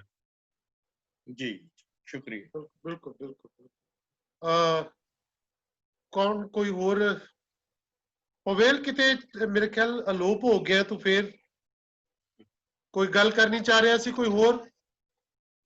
ਰੂਪਾਲ ਹੋਰੀ ਸ਼ਾਇਦ ਕੁਝ ਕਹਿਣਾ ਚਾਹ ਰਹੇ। ਪ੍ਰੀਤਮ ਰੂਪਾਲ ਜੀ। ਮੈਂ ਤਾਂ ਸਿਰਫ ਇੱਕੋ ਗੱਲ ਕਰਨੀ ਸੀ। ਮੈਂ ਕਿਉਂਕਿ ਮਨਪ੍ਰੀਤ ਹੋਰਾਂ ਦੇ ਮੈਂ ਨਾਟਕ ਦੇਖੇ ਨੇ, ਇਹਨਾਂ ਨੂੰ ਅਦਾਕਾਰੀ ਕਰਦਿਆਂ ਵੀ ਦੇਖਿਆ, ਇਹਨਾਂ ਦੀ ਡਾਇਰੈਕਸ਼ਨ ਖਾਸ ਕਰਕੇ ਮੈਂ ਬਹੁਤ ਕਾਇਲ ਆ ਇਹਨਾਂ ਦੀ ਡਾਇਰੈਕਸ਼ਨ ਦਾ। ਤੇ ਪਰ ਮੈਂ ਗੱਲ ਇਹ ਕਰਨੀ ਚਾਹੁੰਦਾ ਸੀ ਵੀ ਕਿਉਂਕਿ ਮੈਂ ਮਾਨਸਾ ਨੂੰ ਬਿਲੋਂਗ ਕਰਦਾ, ਮਾਲਵੇ ਦੇ ਵਿੱਚ 2-3 ਕਲਾਕਾਰਾਂ ਨੂੰ, ਗੁਰਸ਼ਰਨ ਭਾਜੀ ਦਾ ਨੂੰ ਸਾਰੇ ਲੋਕ ਪਿੰਡਾਂ ਦੇ ਜਾਣਦੇ ਸੀ, ਜਿਹਦੇ ਵਿੱਚ ਕੇਵਲ, ਸੁਖਦੇਵ, ਹਰਦੀਪ ਤੇ ਇੱਕ ਪਰਮਜੀਤ ਸੀ ਸ਼ਾਇਦ ਨਾਂ, ਹਾਂਜੀ ਹਾਂ।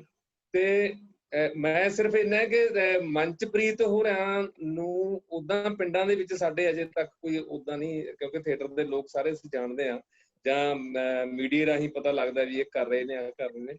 ਤੇ ਮੈਂ ਸਿਰਫ ਇੰਨਾ ਚਾਹੁੰਦਾ ਕਿ ਉਹਨਾਂ ਨੇ ਖੁਦ ਕੋਸ਼ਿਸ਼ ਨਹੀਂ ਕੀਤੀ ਉਸ ਪਾਸੇ ਜਾਣ ਦੀ, ਜਾਂ ਜਿੱਦਾਂ ਸਾਡੇ ਵੇਲੇ ਅਸੀਂ ਪੰਜਾਬ ਸਟੂਡੈਂਟ ਯੂਨੀਅਨ, ਹੋਰ ਜਥੇਬੰਦੀਆਂ, ਕਿਸਾਨ ਜਥੇਬੰਦੀਆਂ ਗੁਰਸ਼ਰਨ ਭਾਜੀ ਹੋਰਾਂ ਨੂੰ, ਕੇਵਲ ਢਾਲੀਵਾਲ ਹੋਰਾਂ ਨੂੰ ਬੁਲਾਉਂਦੀਆਂ ਸੀ, ਜਾਂ ਉਦਾਂ ਕੋਈ ਸੱਦਾ ਨਹੀਂ ਆਇਆ, ਜਾਂ ਉਹਨਾਂ ਨੇ ਉਹ ਰੂਰਲ ਥੀਏਟਰ ਨੂੰ ਦੀ ਜਿਹੜੀ ਸੀ ਉਹ ਵਿਧਾ ਨੂੰ ਜਿਹੜੀ ਇਹਨਾਂ ਕੋਲੇ ਸੀਗੀ ਸੁਖਦੇਵਪ੍ਰੀਤ ਹੋਰਾਂ ਕਰਕੇ, ਕਿਉਂਕਿ ਸੁਖਦੇਵਪ੍ਰੀਤ ਬਹੁਤ ਪਿਆਰਾ ਕਲਾਕਾਰ ਸੀ, ਵੈਸੇ ਵੀ ਮੋਹਬੰਤਾ ਸੀ, ਕਿਉਂਕਿ ਬਾਅਦ ਚ ਜਦੋਂ ਕਿਤਾਬਾਂ ਦੀ ਸਟਾਲ ਲਾਉਂਦੇ ਸੀ ਕੇਵਲ ਹੋਰੀ ਤੇ ਸੁਖਦੇਵ ਹੋਰੀ ਗੱਲਾਂ ਕਰਦੇ ਸੀ, ਖਾਸ ਕਰਕੇ ਕਾਲਜਾਂ ਚ ਜਾਂ ਪਿੰਡਾਂ ਚ।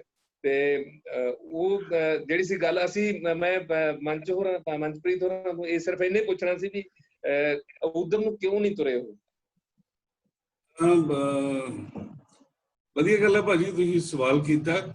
ਅਸਲ ਦੇ ਵਿੱਚ ਮੈਨੂੰ ਸੱਦਾ ਹੀ ਨਹੀਂ ਆਇਆ, ਮੈਨੂੰ ਕਿਸੇ ਜਥੇਬੰਦੀ ਵੱਲੋਂ, ਕਿਸੇ ਸਰਕਾਰ ਵੱਲੋਂ ਜਾਂ ਕਿਸੇ ਵੀ ਥਾਂ ਤੋਂ ਕਿਸੇ ਤਰੀਕੇ ਦਾ ਸੱਦਾ ਆਇਆ ਹੀ ਨਹੀਂ।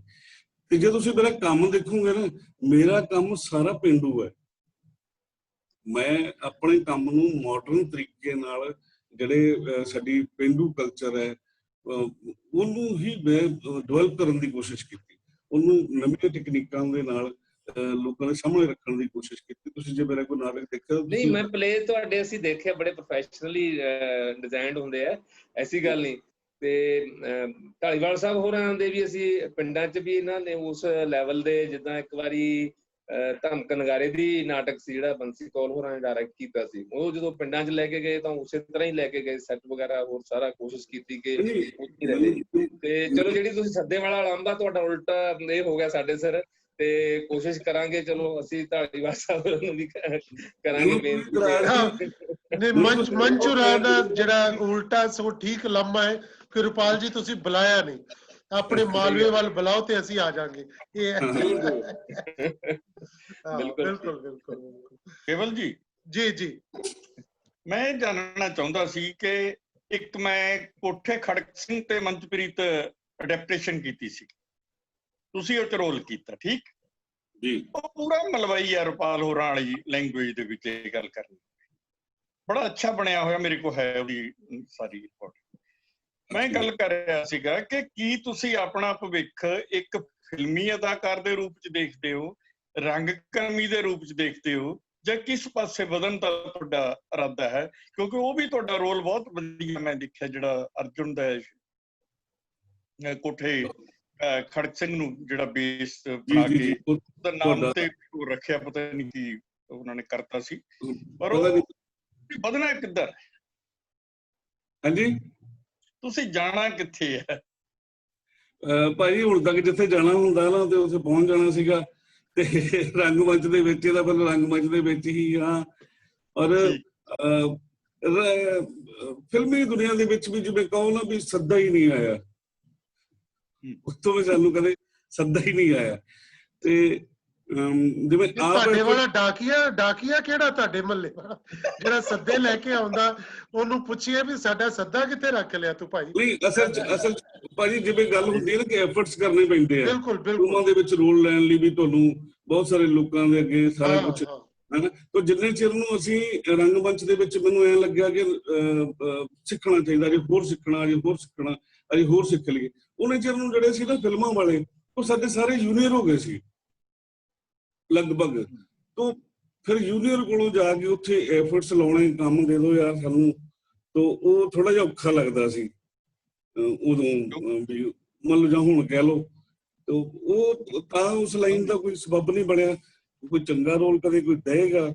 ਭਾਈ ਲਿਖੋ ਕੋਈ, ਮਾਸਟਰ ਜੀ ਅੱਛਾ ਜਿਹਾ ਲਿਖੋ ਮੇਰੇ ਵਾਸਤੇ, ਮੈਂ ਜ਼ਰੂਰ ਕਰੂੰਗਾ ਜੀ। ਮੈਂ ਜਿਹੜਾ ਲਿਖਿਆ ਉਹ ਤੁਸੀਂ ਬਹੁਤ ਵਧੀਆ ਕੀਤਾ, ਮੇਰੇ ਵੱਲੋਂ ਤੁਹਾਨੂੰ ਬਹੁਤ ਧੰਨਵਾਦ। ਮੈਂ ਆਪ ਨਹੀਂ ਜੇ ਦੇਖਿਆ ਅਜੇ ਤੱਕ ਉਹ। ਮੈਂ ਤੁਹਾਨੂੰ ਦਿਖਾਉਣਾ। ਮੈਨੂੰ ਜ਼ਰੂਰ ਦਿਖਾਇਆ, ਮੈਂ ਆਪ ਨਹੀਂ ਦੇਖਿਆ। ਉਹ ਮਿਲੇ ਨਹੀਂ ਬਾਅਦ ਚ ਬੰਦੇ ਉਹ। ਨਹੀਂ ਮੈਂ ਸ਼ਰਮਾ ਜੀ ਨਾ ਬਾਅਦ ਚ ਮੈਨੂੰ ਮਿਲੇ ਹੀ ਨਹੀਂ ਕਦੀ। ਮੰਚ ਕੁਝ ਹੋਰ ਕੰਮ ਵੀ ਕੀਤੇ ਸੀ ਮੀਡੀਆ ਵਿੱਚ, ਕਿਧਰੇ ਕੋਈ ਫਿਲਮ ਜਾਂ ਸੀਰੀਅਲ ਦੇ ਵਿੱਚ? ਦੱਸੋ ਕਿਹੜੇ ਕਿਹੜੇ ਕੀਤੇ। ਹਾਂਜੀ, ਮੈਂ ਜਿਵੇਂ ਭਾਜੀ ਉਹਨਾਂ ਦੱਸਿਆ ਕੋਠੇ ਖੜਕ ਸਿੰਘ ਸੀਰੀਅਲ ਸੀਗਾ, ਇੱਕ ਮੈਂ ਕਾਕੂ ਫਿਲਮ ਕੀਤੀ ਸੀਗੀ, ਤੁਹਾਡੀ ਮੈਂ ਕੀਤਾ। ਹਾਂ ਸ਼ਾਰਟ ਮੂਵੀ ਸੀਗੀ। ਇੱਕ ਮੈਂ ਪਰਸਾ ਸੀਰੀਅਲ ਕੀਤਾ ਅੱਛਾ, ਇਹਦੇ ਨਾਲ ਆਪਣਾ ਪ੍ਰਵੀਨ ਅਰੋੜਾ ਹੈਗੇ ਦਿੱਲੀ ਤੋਂ, ਦਿੱਲੀ ਦੂਰਦਰਸ਼ਨ ਤੇ ਉਹ ਆਇਆ ਸੀਗਾ। ਉਹਦੇ ਵਿੱਚ ਇੱਕ ਅੱਛਾ ਰੋਲ ਸੀਗਾ, ਪੂਰਨ ਉਹਦੇ ਵਿੱਚ ਕਰੈਕਟਰ ਹੈਗਾ, ਮੈਂ ਉਹ ਕੀਤਾ ਸੀ ਇੱਕ। ਔਰ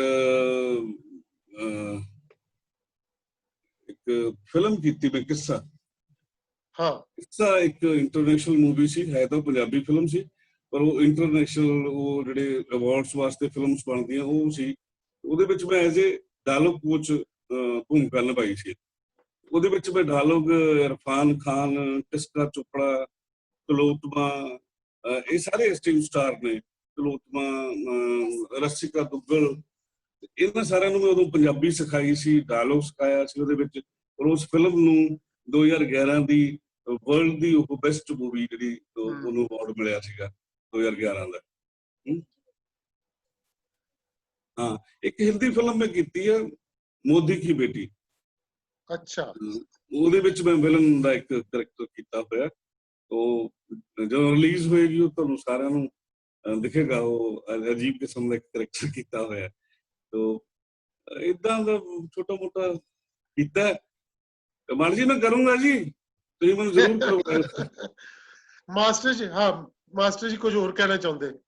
ਨਹੀਂ ਥੈਂਕ ਯੂ। ਓਕੇ, ਮਾਸਟਰ ਜੀ ਕਹਿੰਦੇ ਕਿ ਹੁਣ ਮੈਂ, ਮਾਸਟਰ ਜੀ ਹੁਣ ਹੋ ਗਏ ਨੇ, ਵਿਹਲੇ ਹੋ ਗਏ ਆਪਣੀ ਨੌਕਰੀ ਤੋਂ।